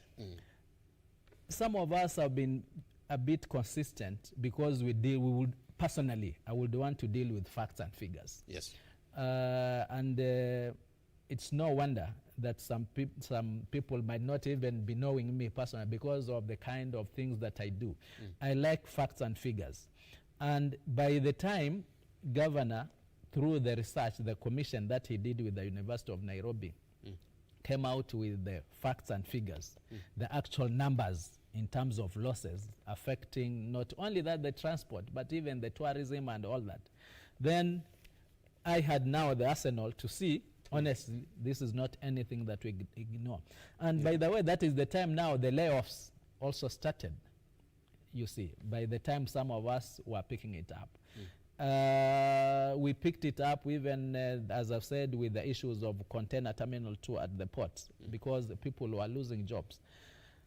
And that's it. But overall, Ram, where my people, our people, Kenyans are going to suffer, I definitely will have to be vocal. Yeah, I'll have to speak. I'll have to use all the means now to say that our people don't continue suffering. Now, what about other leaders from the coastal region? Yeah. And I'm talking about coastal region. We're talking about Mombasa County, Kwale County, right? So there are many other leaders who did not support these idea of impeaching the CS Yeah. from the coastal region. In fact, Likoni Member of Parliament Mishi Mboko also said she did not support Honorable Ali's motion because apart from being a duplication of what Honorable Nasir presented, the colleague behaved like a lone ranger. She said this, and I quote, if indeed Mr. Ali wanted our support, he should have consulted his senior colleagues on how to prepare a watertight document. Did you have unity in terms of pact? You know, did you consult each other as leaders to be able to, before you took the motion to Parliament? Ram, this is a very interesting time where, as coastal leaders, and I've said this motion was not only meant for coastal leaders. I remember... But for Kenyans as a whole. Yeah, for Kenyans as a whole. And if the signatures were to be put in print, you would realize that the majority of those who signed to get that number of 80 plus, certainly they were not from coasts, you see. So this is a national issue. You got 90 signatures. Yeah, to me this is a national issue because I've said it is the whole transport corridor. If we are talking about cost, then we'll be ending up at Mtitwandei probably, or before Mtitwandei. But it's the whole transport corridor. So it was a national issue. Two, to quote what you have said, that the issue that one would have consulted senior colleagues, to me I would take exception to the issue senior, because what we would want here is expertise, isn't it? And I believe by the time he did that motion and some of us signed, he had consulted the necessary expertise that is required. I will not really subscribe to the issue that if I have a matter that I want to prosecute, then I have to get consensus from what we are calling the senior colleagues. Now, one might be senior, yes, he could be serving the 4th term, 5th term, or whatever term. But you see, there is the issue of expertise which also comes in, and the passion that also comes in terms of prosecuting matters. So for those who didn't sign, they did sign, they were convinced that probably the matter is not as serious as it is. But I know when you go to the ground, people are suffering out of that directive. Now, what's the reality? What's your take on in regards to the allegations that members of Parliament from Mombasa specifically, who refused to support this motion, have interests, and according to Honorable Muhammad Ali said, wamekatiwa vitu vidogo vidogo ndani ya bandari? I don't have any, as I've said initially, I like facts and figures. Yes. I don't have any facts from where I sit right now that wamekatiwa. You've said you like dealing with facts. Yeah. I would have looked at it from a bigger perspective, that some of us legislators, sometimes we do things depending on what the bigger, sometimes we take directions from maybe our political parties or whatever conviction that we have. And I can see from what is happening, or what happened, is that a point reached where probably one was looking at Muhammad Ali and trying to align him to a certain line of thought, you see, instead of looking at what is the importance of that motion, whether it was done by Muhammad Ali or done by Honorable Mishi or done by Honorable Tandaza or done by any other person. What is it that there is in that motion? But as I had mentioned earlier, there is that tendency with the legislators, and this is not only from cost, by the way. Yeah, even when you are looking at the initial, what we started with, the impeachment of Governor Waiguru, you will see that even the voting patterns reached a point whereby they were not voting because of the motion, but you will clearly see that probably they were voting mirango, that one belongs to this group and the other one belongs to that, which to me is very unfortunate. I will not subscribe to such line of thinking or to such line of executing my mandate. I would want to look at each and every item on its merit. If it deserves my support, I'll support it, irrespective of those bigger powers. If it doesn't, I wouldn't. And as I've said, I don't have anything personal against CS Machari. As I've said, I've met him and we were in his office. Yes, but to the extent that people are suffering, then we'll not agree. It's just as simple as that. Because you are elected by the people, you will stand for the people. For the people, yeah. What is the best mode of cargo transportation, Mheshimiwa? I'm looking at what Muhammad Ali was talking about. He questioned why the CS doesn't want transportation of goods to Naivasha via train instead of lorries. What, in your view, should have been the best mode of transportation? One, before we go to the best mode of transportation, to me what was actually wrong was the circular to say all cargo. All cargo. Yeah, you see. If it was left to the market forces, you know, because this is business, we are in a free market, isn't it? Yeah. And you realize in our country, I think there are very few items which are actually price controlled. Everything is left to supply and demand. Okay. So a situation like that would have been best handled first and foremost by leaving it to the market forces. If somebody feels that the rail transport is better, faster, more economical, or whatever reason, let them use it. If somebody feels that trucking, road transport is better, let them use. So what actually fundamental wrong was the issue of saying all must be put there. And at the same time, you know the kind of investment individuals, investors, businessmen have put into the road sector. To me, I think that is basically what went wrong. Right. Otherwise, from the leadership point of view, we need to modernize our infrastructure, and rail being one of them. So totally nobody would, personally, I would not go against SGR, but one, we would have left it into market forces. Two, we have another project coming up, the Special Economic Zone, which is basically in South Coast, and the KPA. We have the second phase of the bypass, which to me is very critical, especially to my constituency and the whole of South Coast. And with public participation and probably input from leaders, as I've said, I would have, in terms of job losses, to mitigating job losses, because ultimately with the additional of SGR, job losses would have come in. But in terms of mitigating measures, we would have said, can we prioritize the special economic zone? Can we prioritize the second and third phase of the bypass, commonly known as the Dongo Kundu, so that by the time now the rail transport is taking route, there are jobs created at the special economic zone, and the bypass is also in full operational.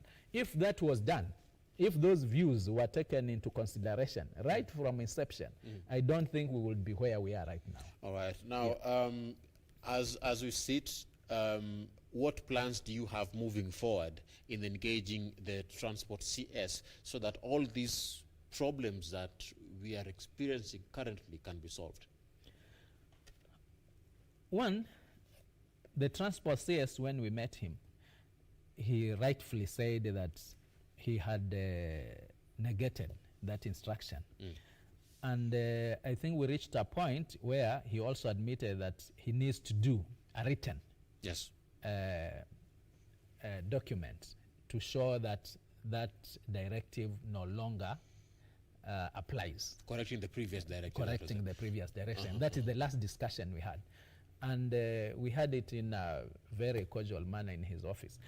I'm yet to see it, but I would want to put my faith that is a man of his words. He meant it. He means well for the coastal people. He means well for the Kenyan people as a whole, because as I keep repeating, this is not just a matter for the coastal people. Yeah, it's a matter of all Kenyans. I think to me that will be the engagement that that's my way forward now. That probably today is Monday. Yes. Before the end of today, or probably before the end of this week, he's actually going to honor what he promised us as coastal leaders, that he's going to put something in written, negating what he had initially put. Right. And once that is done, then we go back to the market forces, whereby one will have to market him or herself in terms of the road transport versus the SGR. And we'll leave it at that. You leave it at that? Yeah. All right. Thank you very much, Mheshimiwa. Now, let's touch on one more issue happening now in your party. Yeah. You are the deputy party leader. Yes. Of ANC party. Sure. And it was just last Friday that we all saw when the Senator for Kakamega was relaying the report to the Senate floor. Yeah. His final words were this, and I quote, "I am still the senator for Kakamega County." That is what he said. Now, it is a fact, and it is public knowledge right now that he has been expelled from ANC party. Yeah. Maybe we would maybe can we get just a brief picture of why he has been removed from the party? You see, Ram, political parties are like, would I say football clubs? Yeah, they are basically clubs. They have their own rules and regulations, and they have membership, just like clubs. Yeah. And if you look at the Political Parties Act, and I think this is Article 14, 14.4 and 14.4, yeah. It specifically, which is law, the Political Parties Act is law, leave alone the constitutions of the parties, because all the constitutions of political parties have to be in line with the Political Parties Act. Yeah. It is so clear that you are in a political party voluntarily, and there is an exit clause in case you want to leave, you see. And also, there are the minimum don'ts, whereby if you do them, you are deemed to have left. Certainly, as a deputy party leader and of ANC, it will pain me, or it will pain any leader to lose a member. You know how important it is to have some strength in the National Assembly and at the Senate. And the strength of a political party is by virtue of the members that they have Considering there. that this is a senator. Yeah, this is a senator. So you can imagine the point where one would reach to say, I would rather let this man go. And it's because he knows very well he has violated the Political Parties Act. Based on what happened at the rally in ODM. And his utterances. His utterances at the rally. His utterances. It is so clear from the Political Parties Act and Article 14, I think, it states very clearly that when you start advocating the ideologies of another party, then automatically you are deemed to have resigned from your previous party. It is the law. And Senator Malala, I know he's quite learned. He cannot somehow feign ignorance of this law. So by the time he was saying that, I'm quite sure he knew where his heart or where he wanted to belong by the time he was doing that. Remember, this is not something that has come out all of a sudden. This is something from last year.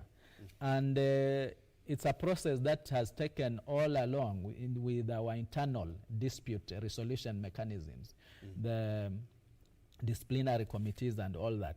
And he also knows from our constitution, if you are called by the disciplinary committee to appear to explain yourself, initially you will just appear to explain yourself, and you refuse or you ignore.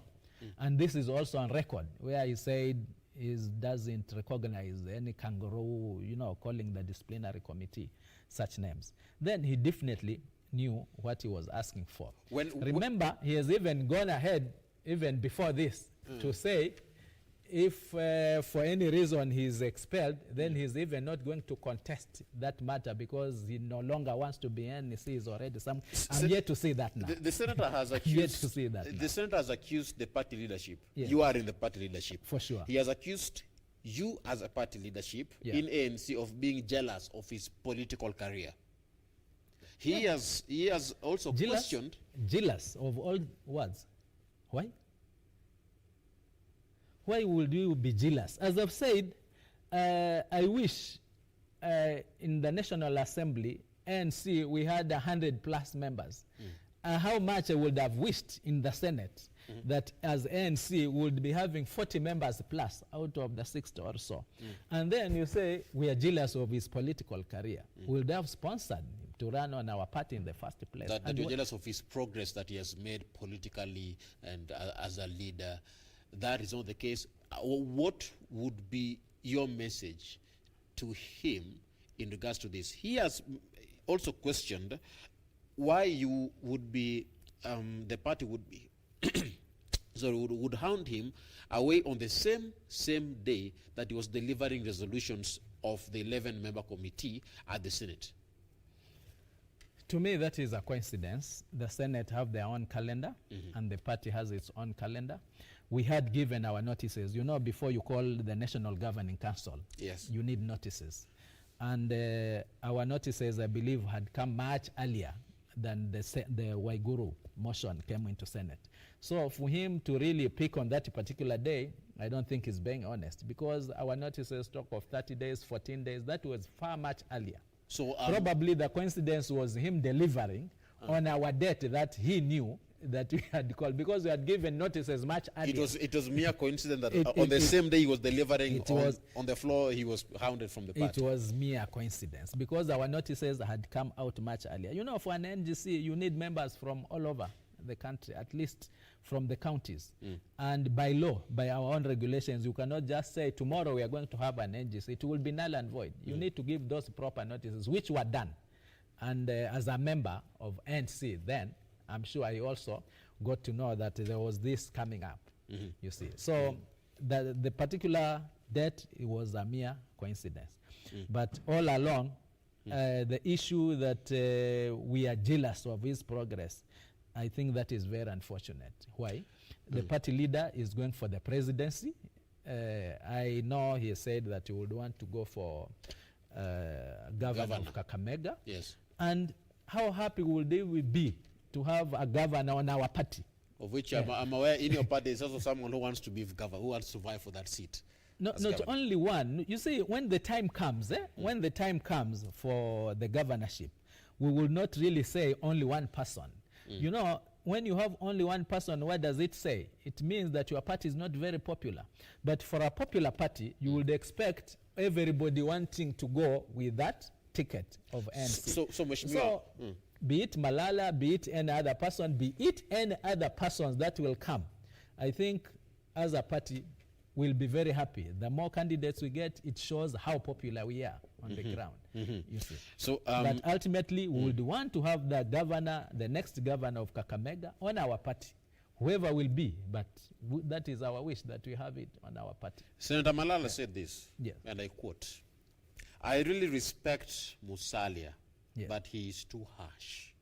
He could have just warned me against some mistakes. However, he has descended on me with pangas, guns, and an axe.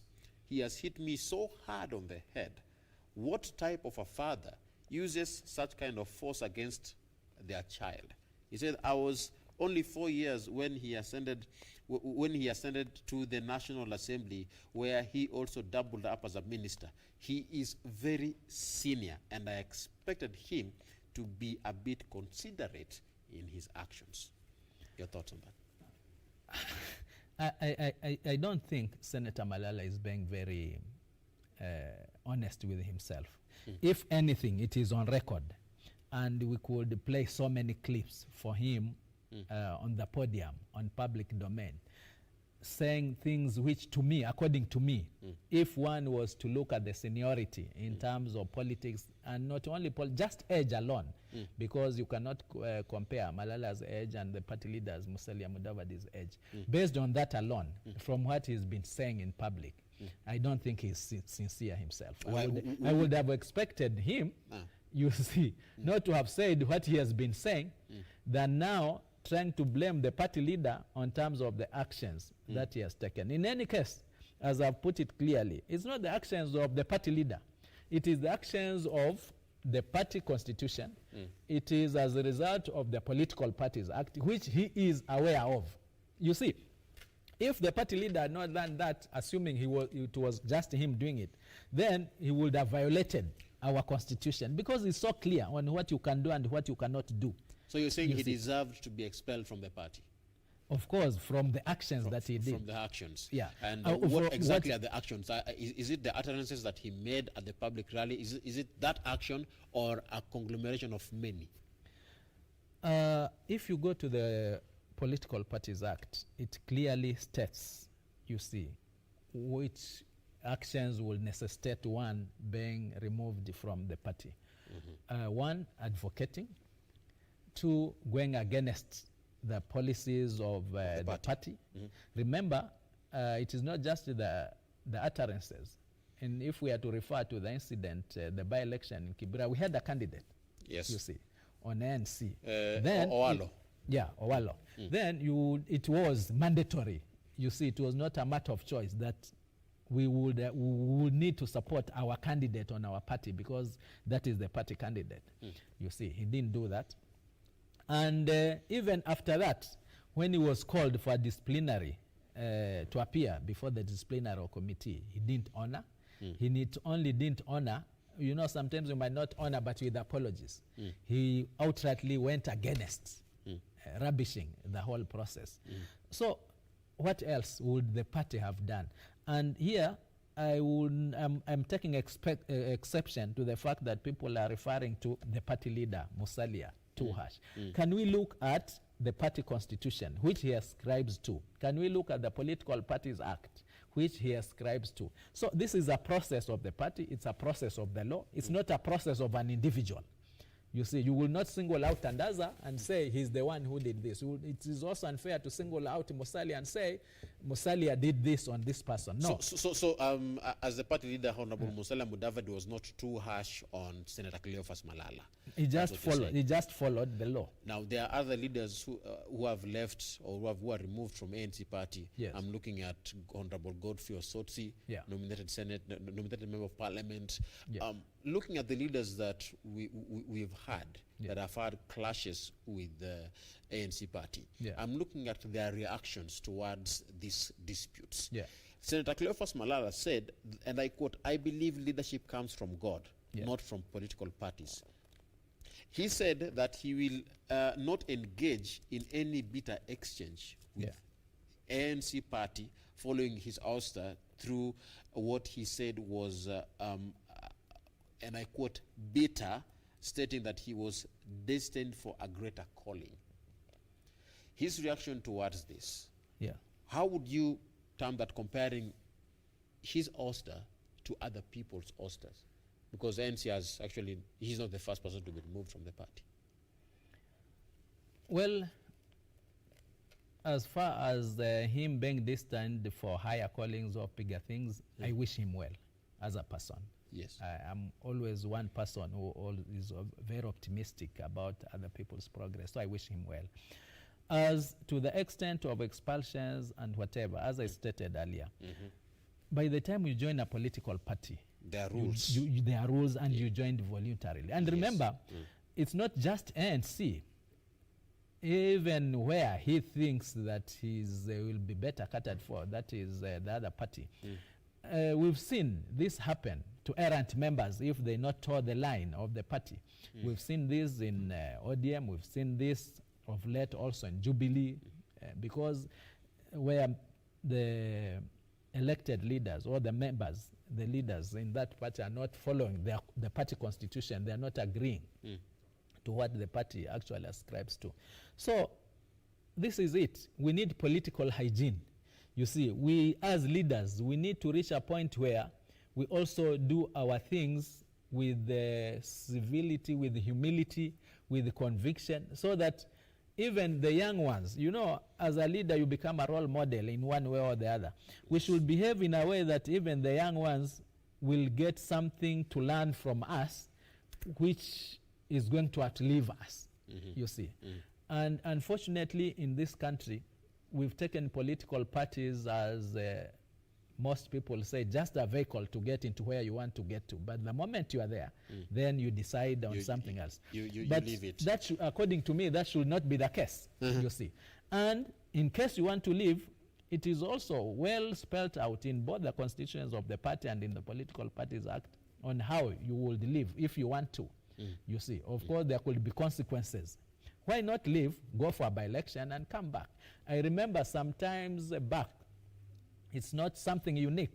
It happened with one member of parliament who felt that he would no longer ascribe to that political party. He left, and a by-election was held. Fortunately, he came back, you see. So I'm not saying the trend is that when you leave, you will come back. But if you think that you no longer feel that you should belong to that club, leave. Yeah, leave. And there are very clear ways of how you can live. But instead of staying inside there and trying to rock the boat from inside, then I think that is what we should avoid, not only in NC, but in all other political parties. But Senator Malala has not rocked the boat in ANC, has he? As I've said, when because I'm looking at his reaction, it's different from other people. No. You see, you can imagine, and I've said, a political party, you can very easily equate it to a football club. Yes. And I believe most Kenyans know how football clubs are done. If you are in the first 11, you are in the field, you are playing, and then you decide you are not going to score on the opponent's goal, but you score on your own goal. What else would be said? So in this case, where we had a candidate of ANC, and you this candidate so Senator Malala was scoring in your own goal. Exactly, because that's come on. Surely what club is this? What about democracy? Where you'll democracy? Yeah, but even in democracy, there are rules and regulations. Even in democracy, even when you are going for an election, otherwise then you will say, I will go for this seat, I'll club everybody, I'll kanyaga anybody who comes because I want to be elected. That is not democracy. You see, yeah. So that is it. You cannot be in a team, and then whenever the ball is passed to you, you run to your own goal and score, and you celebrate after that. You are not even saying, oh, I'm sorry, I thought somehow I got confused. You say, this is the way to go. Sure. How do you proceed like that? It can't. So for him scoring at your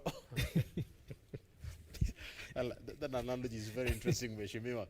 So he scored it's on an own goal and for celebrated. And celebrated. You're saying it calls for him to be removed from the party, which is understandable because there are party constitutions that are there. But Mheshimiwa, I'm looking at also yet still another angle.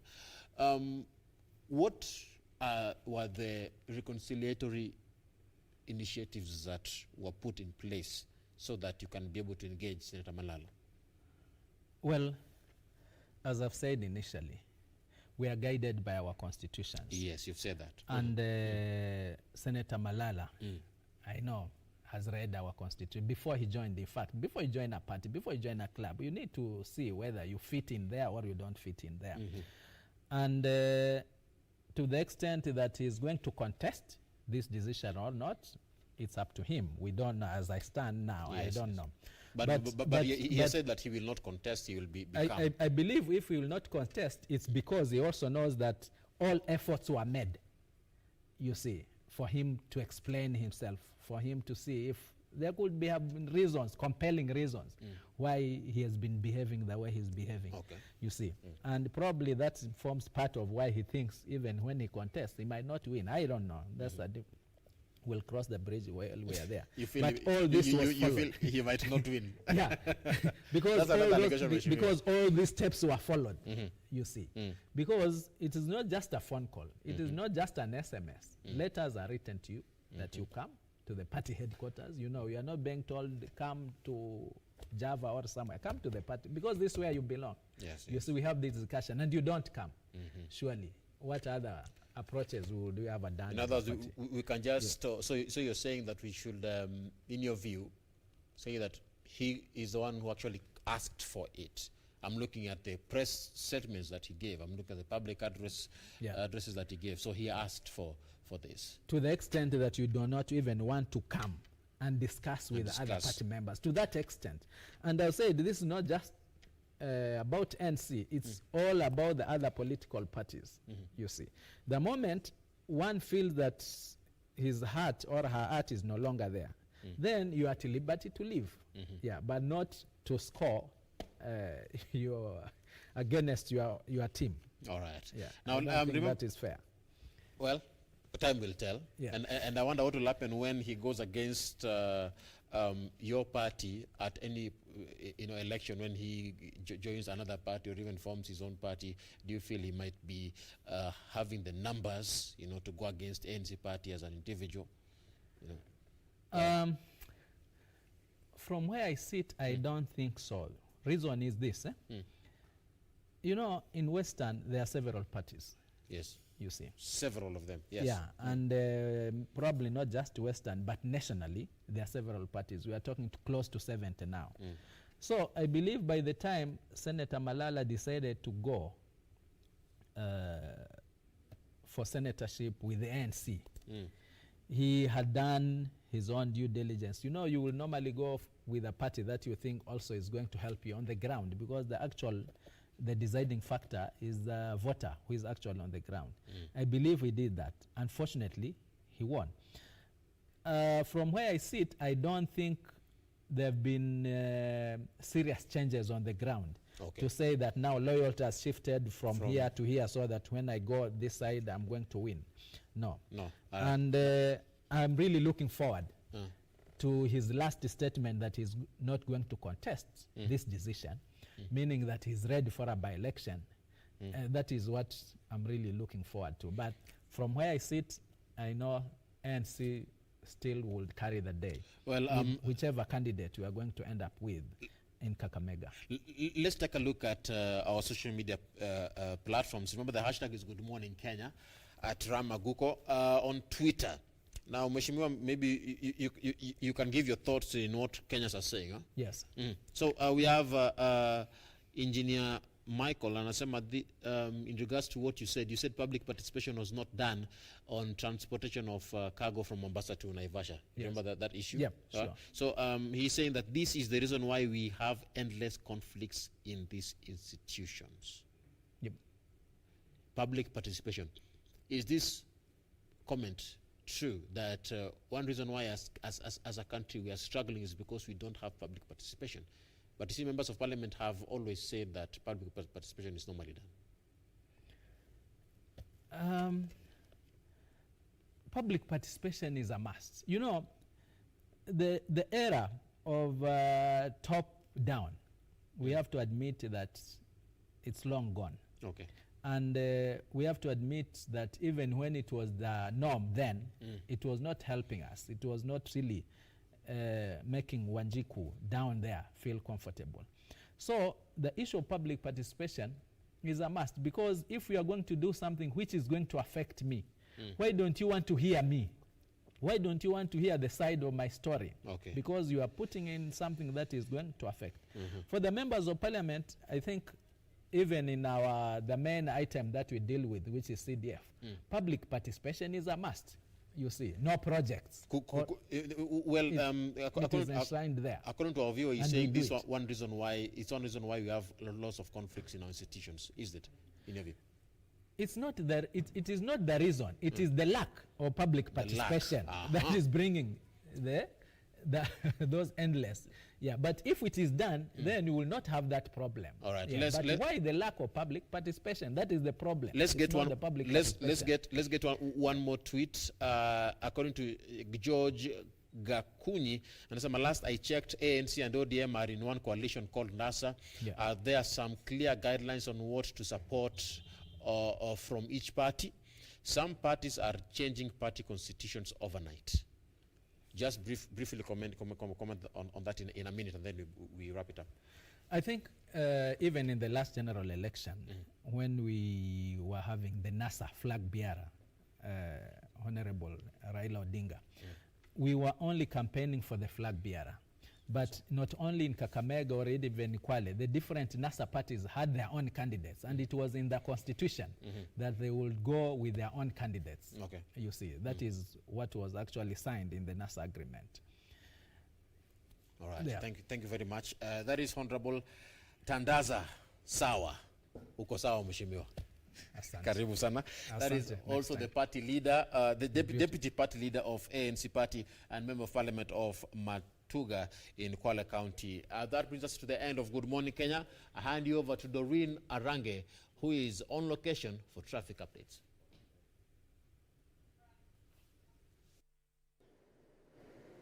All right, it's still keeping up with matters traffic this morning, and now we've changed location. We are now at the Haile Selassie roundabout.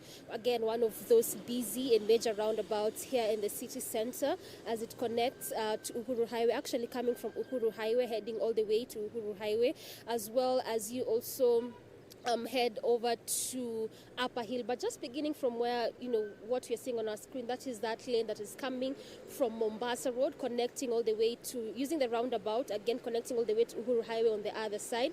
Traffic gridlock as you enjoy the roundabout heading to Upper Hill. But just from what you're seeing on our screen, just like, the previous road where traffic police are still stationed around this roundabout, just trying to see how best they can control traffic. And I can tell you for sure, when we got to this place, they were already here just trying to do that, and they've been doing a good job at that, because in as much as yes, there's a bit of a gridlock there, but at least it's manageable kind of traffic because it is moving. In as much as it's not moving at a fast pace, yes, but at least it's moving. So that is on the lane that is leaving Mombasa Road as you actually head over to Upper Hill. But we'll continue to check out more for you on what will be happening on this specific lane. This is actually around the Haile Selassie Avenue roundabout as you head over to Upper Hill, as well as heading over to the other side on Uhuru Highway. We'll be coming to this specific road in a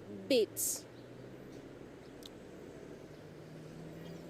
88 applications for the position of registrar of political parties and 618 for the assistant registrar of political parties position. On conclusion of the shortlisting exercise, the Commission published the names and provided the interview schedule for the candidates. In line with the requirement for public participation, the Commission also invited members of the public to give any relevant comments on any of the candidates so as to reach the Commission by close of business on Friday, 26th June 2020. Today, we shall interview 10 candidates who are shortlisted for the position of Registrar of Political Parties. We have 5 male and 5 female candidates. Starting Tuesday,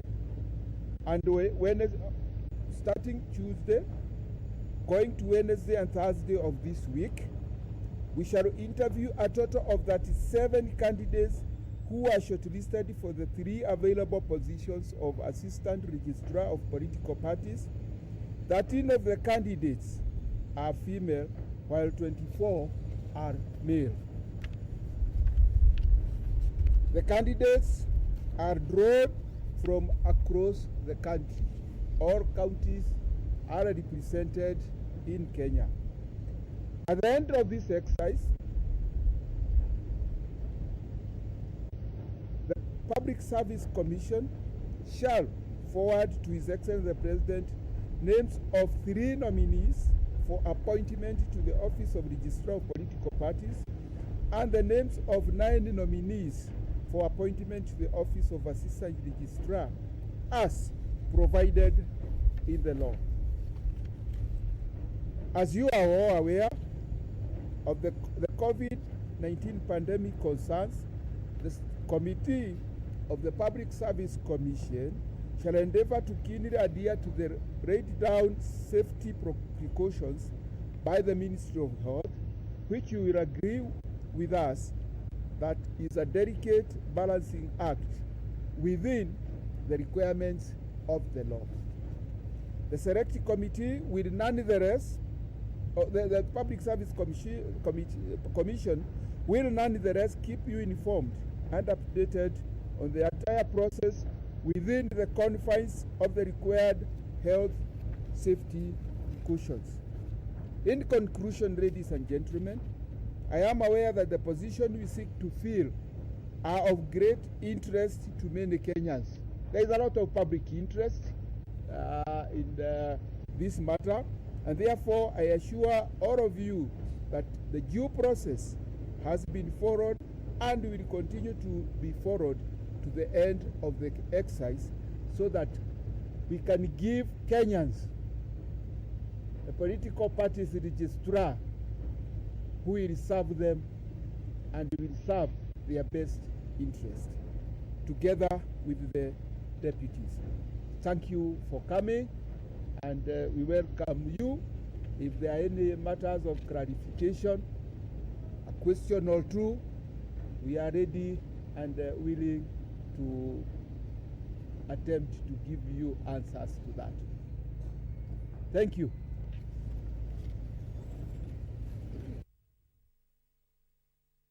To you, so don't ask any his answer. Thank you. At the same place, this is at the Haile Selassie Avenue roundabout, and as I mentioned, this is one of those busy roundabouts as it connects to another,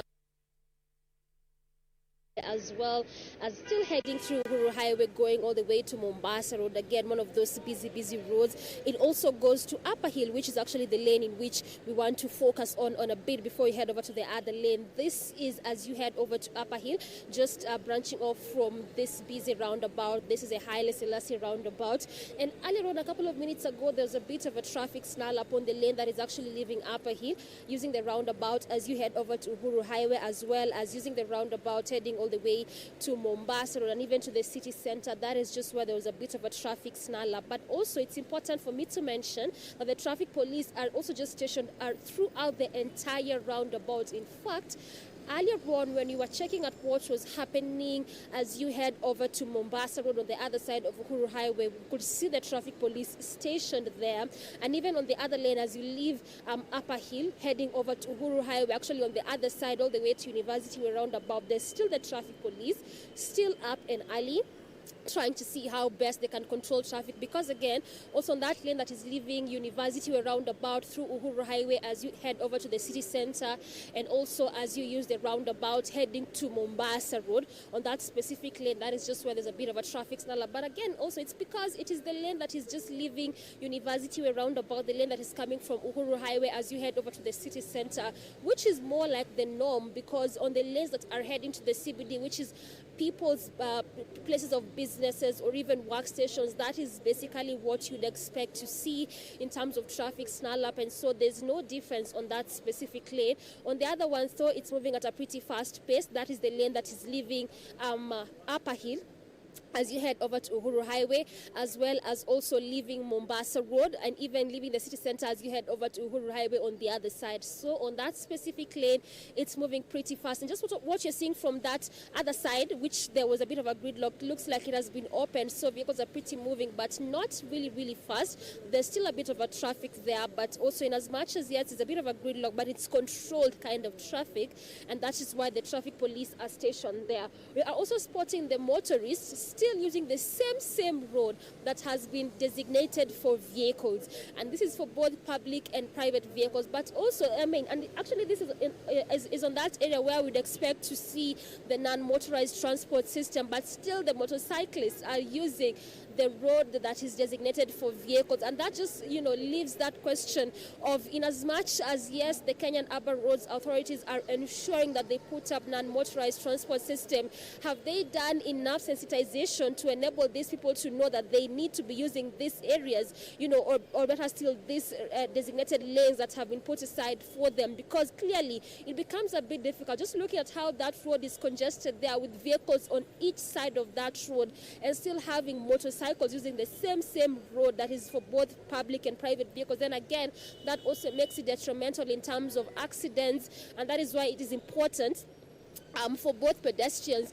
and motorcycles to use the lanes that have been designated for them, and in this case, the non-motorized transport system. But also, traffic has been opened up a little bit there, so moving at a slow pace. At least that's what you are witnessing.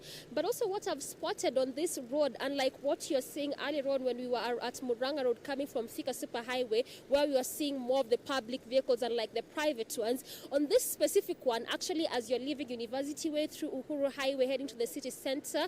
On that specific one, it is mostly the private vehicles that we are spotting. So yes, there's some public vehicles, but in as much as they are, but more of what you're seeing is the private vehicles. But just coming to where we had begun earlier on, this is along Upper Hill as you head over the city center. Looks like that traffic there has been opened up, so moving really swiftly, and ultimately that means if you're coming from areas such as Mbagathi, Upper Hill, Kenyatta, as you head over to the city center, this is the best time for you to do that because the traffic is controlled, and in places where there's a bit of a gridlock, it is a manageable kind of traffic. So that's that this morning as far as traffic is concerned along Haile Selassie or around Haile Selassie Avenue roundabout.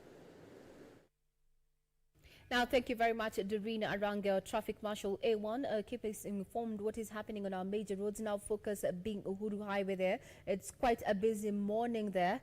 And we've, as she said, is that Kenyans appear to be going, headed to various workstations where 85% of those particular workstations are domiciled within the Central Business District. So do keep it right here. We'll still continue looking at other different, traffic updates. We'll continue receiving traffic updates in the course of the broadcast. And earlier on, before we had Doreen, we were just having a sneak peek from Stephen Kigora, who is the chairperson of the PSC.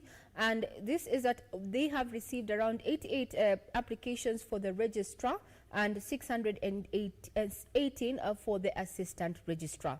That is one of the developing stories that we're keenly focusing on as a newsroom, and you're going to receive a blow-by-blow account about that particular procedure. Now, going back to what we had scheduled earlier is that we're going to be talking about the issues of Commonwealth. Now, Kenya has been a member of the Commonwealth since 1963. The 54 country member organization whose sole purpose is international cooperation and advance of economies and social development and human rights in member countries. This morning, we're looking at Kenya through the eyes of the Commonwealth. To take us through this discussion is none other than the Commonwealth Secretary General, Patricia Scotland. Good morning, SecGen. Good morning, Patricia. How are you? Good morning. Joining us this morning is the Commonwealth Secretary General, that is Patricia Scotland. Thank you for your time, Patricia. Thank you for having coming on board.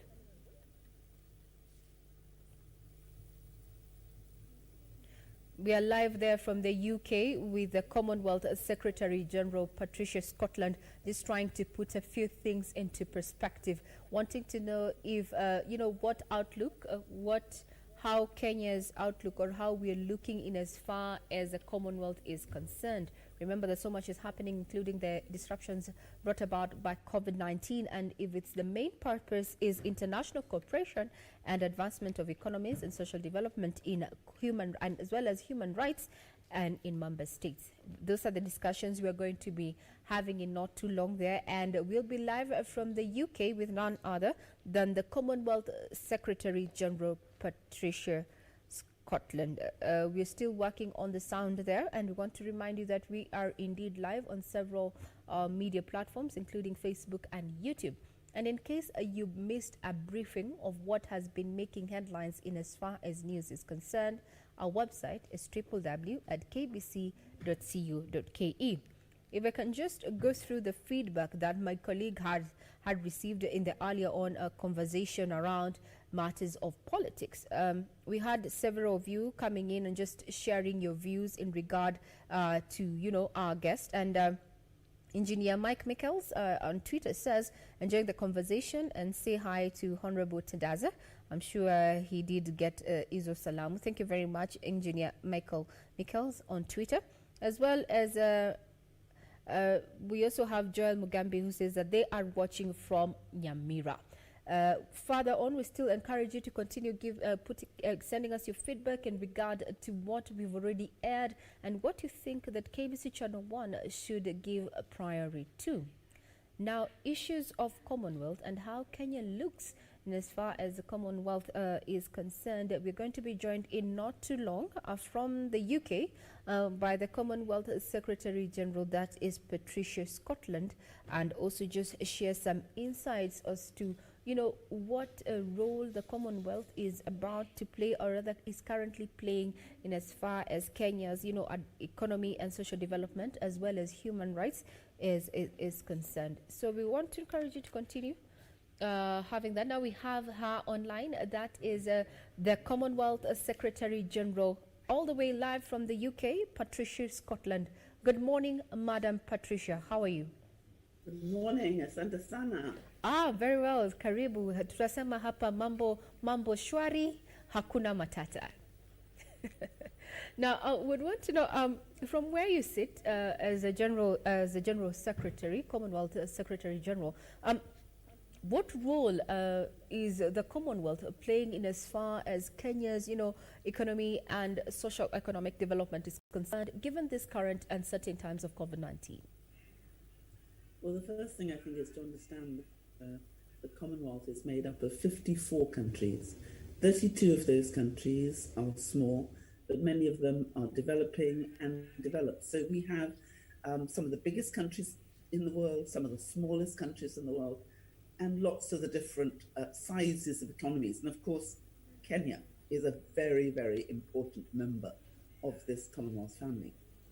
And the Commonwealth is joined by many things. We're joined by history, we're joined by the common law, we're joined by having similar parliamentary structures, similar institutions, and these factors have made us incredibly close and active as a family in terms of our rules and what we stand for, what we believe in, and what our values are. So at this time of real difficulty between our countries in terms of facing the COVID pandemic, the climatic crisis that is affecting all our countries, and the economic consequences of those two intersecting, it's been even more important our family comes together. And Kenya has been such an active member in the recent past, but has always contributed. Kenya leads, for example, in the Commonwealth Blue Charter Action Groups. We created the Blue Charter to deal with the climate issues in relation to our oceans. And in that regard, Kenya has made an amazing contribution on sustainable blue economy, which aims to develop an integrated approach to the sustainable use of the ocean resources for economic growth, improved livelihood, and ocean health. And Kenya is a number of 3 working groups, or clusters we call them, under the Commonwealth Connectivity Agenda on digital connectivity, regulatory connectivity, and physical connectivity. If we are going to bounce back after the onslaught that has happened as a result of COVID, because our economies have slowed down considerably because of the inability for us to move from one country to another, and has really impacted our economy, we're going to have to get that connectivity back in place. And there's so much that Kenya has been able to do to assist us. You know that Kenya was one of the first to invest in the digital economy. As a result of Kenyan development, we have M-Pesa, which has made a huge impact in enabling us to come together and to use the opportunity for moving money in a way that's swift and effective. So Kenya has been incredibly important to the whole family, but has been very, very instrumental in bringing about innovation and change. And of course, now that Kenya has to be congratulated for joining the Security Council, and she's given one of the 4 countries on the Security Council who are part of our family, this is even more important. So Kenya's status for us in the Commonwealth has become even more and more important. Very well. Now, Madam Patricia, we understand, maybe you can just take us through the outcomes of, the summit on Commonwealth on leaders on how to tackle COVID-19. What are the outcomes of that particular summit? Well, as you know, COVID has had a devastating impact on the whole world. And we know that business will never be as it was before this pandemic hit us. In fact, our lives will never be the same. I can't think of any country, almost any family in our world today who has not been affected in one way or another by COVID. So many of our countrymen and women across the globe have died, and the sadness that has caused has been palpable. So really last Wednesday, our member states wanted to come together to really look at the impact that COVID had, but also what are now going to be our solutions, because trade has been affected, health has been affected, and we had already held a Commonwealth Health Ministers meeting as on the margins of the Commonwealth meeting. We had a health meeting in the looking at what we should do in relation to COVID. And the meeting that was held, therefore, last Wednesday received considerable support because the majority of Commonwealth states wanted to come together in solidarity to ask some questions. You know, how have we suffered? What has worked? What hasn't worked? How can we work together to repair some of this damage? And member countries across our Commonwealth are facing unprecedented challenge, emergency and its economic and social ramifications. So the combined with the long-term threat of climate change has potential to push our member states into a period of significant crisis if swift and coordinated action is not taken. So our countries came together last Wednesday to talk about, so what are those steps that we can take together? And then in the meeting, they allowed the countries across the Commonwealth to explore and exchange those solutions. And the things they talked about was the technological tools that have helped in combating COVID-19 and the role of good governance in supporting the fight against the disease.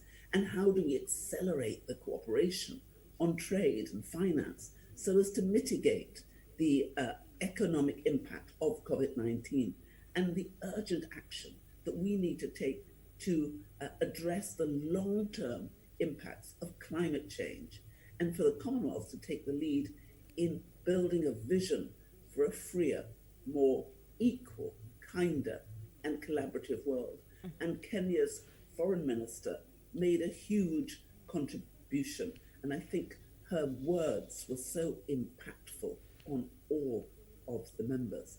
And the meeting also observed that when Commonwealth family acts together, our joint action changes the lives of our people forever.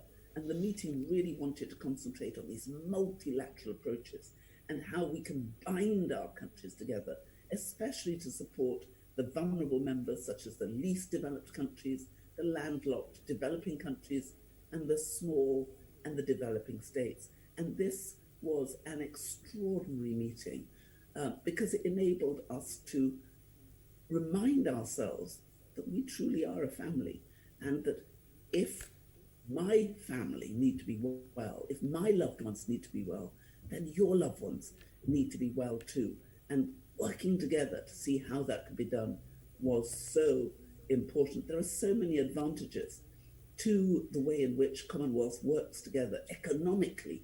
And we really wanted to see how we could take advantages of those economic opportunities that now are available to us.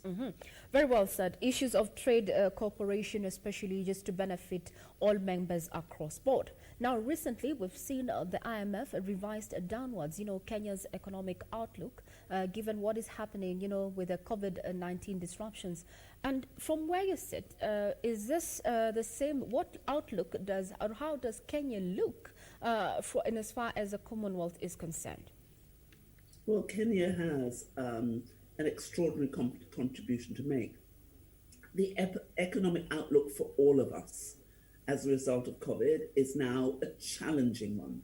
But for the Commonwealth overall, there are a number of advantages. Now, we know, as you said, that the global trade is taking a significant hit. The WTO projects between 12 and 32% fall in the merchandise trade alone, depending on how the recovery unfolds. Just over 80% of the exports of our African members are in merchandise goods, So they are particularly vulnerable. And for example, Kenya's export of flowers has been adversely affected. Farmers had to destroy most of the shipments of roses prepared for Mother's Day celebrations in Europe. And you can see how painful that was, not just for Kenya, but all those countries who have always enjoyed the beauty of the Kenyan blooms. Now, beside remittances, flowers are the second biggest source of foreign currency, and Kenya's flower export earnings therefore could drop by almost half to $571 million or lower this year. Now that's a shock, and I know that the IMF has just updated its forecast for growth this year, and the global GDP is going to be worse, and it's now expected to decline by 4.9% this year. But the overall issue, though, is by coming together, we can actually try to buffer and support each other. Because the last time there was this terrible economic crisis, when the Commonwealth came together, we were able to help cushion each other. Because while the overall outlook for world trade growth is subdued, there is some room for optimism in the case of the Commonwealth because of our rising trade and investment.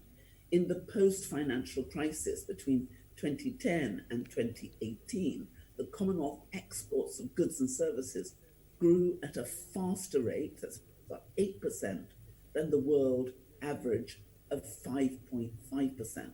So that the Commonwealth services growth was particularly robust, and services exports increased at a rate of 8.8% compared to 5.6% for the rest of the world. And that, together with the digitalization, I think it does offer us tremendous opportunities for growth in services and to support economic recovery post-COVID. And Kenya, of course, is one of Africa's leading economies in which digital trade and digital innovation, including fintech, has really taken a leap forward. So we are hoping that we will really be able to take advantage of the Commonwealth advantage, because that Commonwealth advantage is significant. We have a 21%, we do 20% more work together, trade together, we're faster, we're cheaper, and we're easier.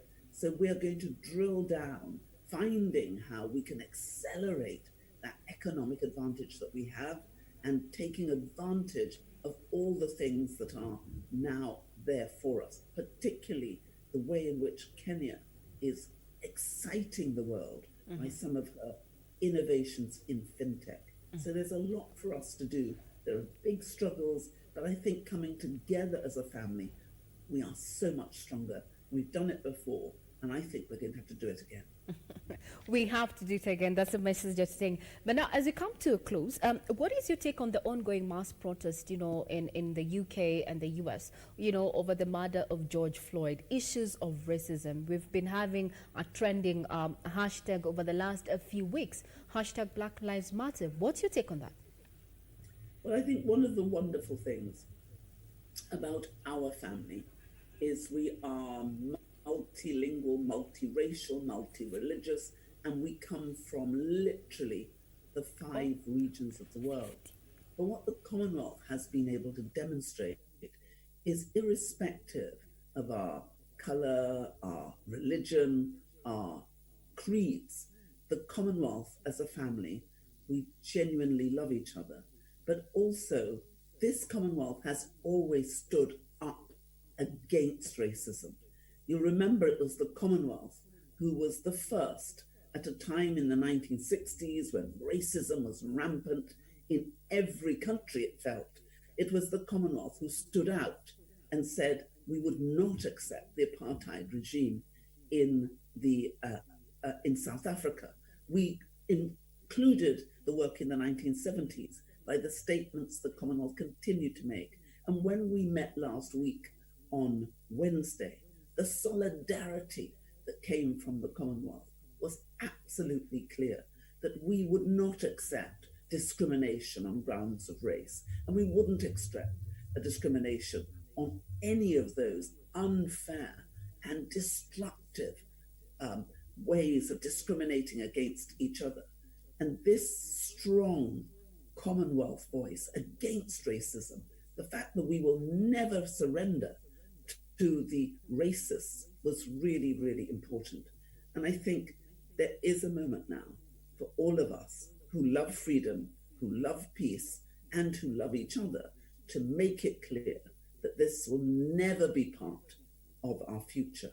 We've tried everything we can to eradicate it from our past. But I think one of the most important things we have to do is we have to stand together in solidarity, because this form of racism can poison the institutions, can poison our countries. And we have to be really clear that that will never be part of our Commonwealth way. And our collective refusal to turn a blind eye to apartheid and to turn a blind eye to racism, and our tireless fight for the small and the vulnerable and the marginalized have made us a pioneer for diversity and for equality. And I think for everything that we do, we have to make sure that we are unequivocal in our rejection of the sort of violence and destructive approach that has killed so many of those we love, but will kill our children's future if we do not stand up against it now. So I'm proud that in our Commonwealth and the statements we made on Wednesday, the whole Commonwealth was united in our stand. And I think that that has given us a beacon in the world, because if we 54 from 5 different regions, small ones, big ones, poor ones, rich ones, landlocked, island states, if we who represent 1/3 of the world with 60% of our population under the age of 30, if we stand together for goodness, for peace, for love, for friendship, irrespective of race, I hope that can be a beacon for other regions to follow. But we must never give up, and we must never ever be silent, because if we are silent, then evil may have a chance to thrive. So we in the Commonwealth say, not in our name, and I'm very proud of that. Very vocal when it comes to issues of climatic change. So from where you sit, what maybe you just can give us a highlight in regard to, policies and modifications, that, would help member states just mitigate on the adverse effects of climate change going into the future? Well, as you know, the Commonwealth has always been committed to this issue on climate change. In 1989, the Commonwealth was the first international institution to come out and say that climate change posed an existential threat, particularly to the small and the vulnerable countries. And so just as when COVID-19 hit, we created the Coronavirus Resource Center in order to help our countries to know how to combat coronavirus, we have done something very similar in relation to climate change. And we have not only committed ourselves to addressing the issues in the sea, and we've spoken earlier in this program about our Blue Charter, yes, which has pooled all the commitments that we have to safeguard our oceans into one place, and then created the action groups to address things like how we get our plastic out of the oceans and how we enhance the opportunities to use our mangroves and protect our corals. But we're also looking at land, because you know that Kenya has been affected so badly even this season by floods and locusts, and the climate change is causing so much challenge. So what we have done is we've come together, we've created the Blue Charter, we're in the process of creating something we're calling the living lands, to look at the degradation of our lands, the issues in relation to drought in terms of desertification and land management. But we've also created the Climate Finance Access Hub, because so many of our countries who want to mitigate, who want to adapt, do not have the money in order to enable them to do that, and neither do they have their science. So what we have done is we've created the Commonwealth Climate Finance Access Hub already. We've had more than $33 million distributed to our countries, but we've got about $575 million in the pipeline to help countries to mitigate and to adapt. But we're also looking at space, because we've created something called common sensing, where we've come together with the United Nations bodies, UNITAR, UNISAT, together with the UK Space Agency and the Met Office, together with also universities like Portsmouth and our Climate Finance Access Hub. And through this data, through the science that we're getting from the space agencies, we're able to look at the specificity of what is coming our way. So we've already worked to help predict the cyclones that happened in the Pacific. And now we're turning our eyes to see how we can help the countries in the Caribbean who are about to brace themselves for potentially one of the worst seasons, hurricane seasons, that we have yet had, with a 33% increase in that. But we know that all of us are going to have to come together, because as our seas get hotter, these cyclones and these hurricanes are getting bigger and bigger, because the ocean normally used to act as a coolant, reducing the incidence of these issues. But now the sea is so hot, it's feeding these hurricanes, it's feeding these cyclones. So they're getting bigger and bigger and more dangerous. So the Commonwealth's knowledge, pooling the knowledge of what works, what doesn't work, and then sharing that knowledge has made a real difference. And we are doing everything we can to share that knowledge to support our countries. So we better protect each other going forward. But we also know that there is the blue economy and the green economy. So we're trying to take advantage of this and combining it with the use of technology and fintech. We hope that there will be more opportunities, not only for us to meet COP26 aspirations, the Paris agenda for climate change, but also helping us to support the economy as well. Now, as you come to a close, Madam, Patricia Scotland, you happen to be the 6th Commonwealth Secretary General and the 2nd Secretary General from the Caribbean, as well as the first woman to hold the post. When looking at, women in leadership positions as a close, your take as to, this is the 21st century. Are we seeing a change, in leadership positions for women? And what you have to say about your industrious career going forward? Well, I think one of the things that is quite clear, and we saw it in the finance crisis we had before, that countries, businesses do better when men and women share that responsibility of leadership. And you've seen it in Kenya, because of course your president, Uhuru Kenyatta, has always been a great champion for women, and he has some wonderful ministers in his government, the foreign minister, the minister of defense, and the wonderful minister for sport. Just 3 examples. But then you also have the minister responsible for administration, and Professor Kobia, who has led the Women's Ministers' Affairs meeting for the Commonwealth. And we held the Women's Affairs meeting in Kenya last year, has asked for us to hold another so that we can look at the outcome of COVID. And then your wonderful finance minister came to the Wednesday meeting, and then Amina Mohammed, of course, for sport, is going to be hosting our sports ministers meeting later in July. Now that is a sign. Kenya is showing the sign of wonderful women's leadership, and we have women's leadership in Rwanda, where 67% of the government are women. What do we know? Women have empathy, women have passion, women have opportunity. And our world is made up of just over 50% women and just under 50% of men. So how can we deprive ourselves of the intelligence, the passion, and the wonderful talent that women and men have? So I think this is a time for women and men to join in partnership, joint leadership, and I think women have a lot to offer.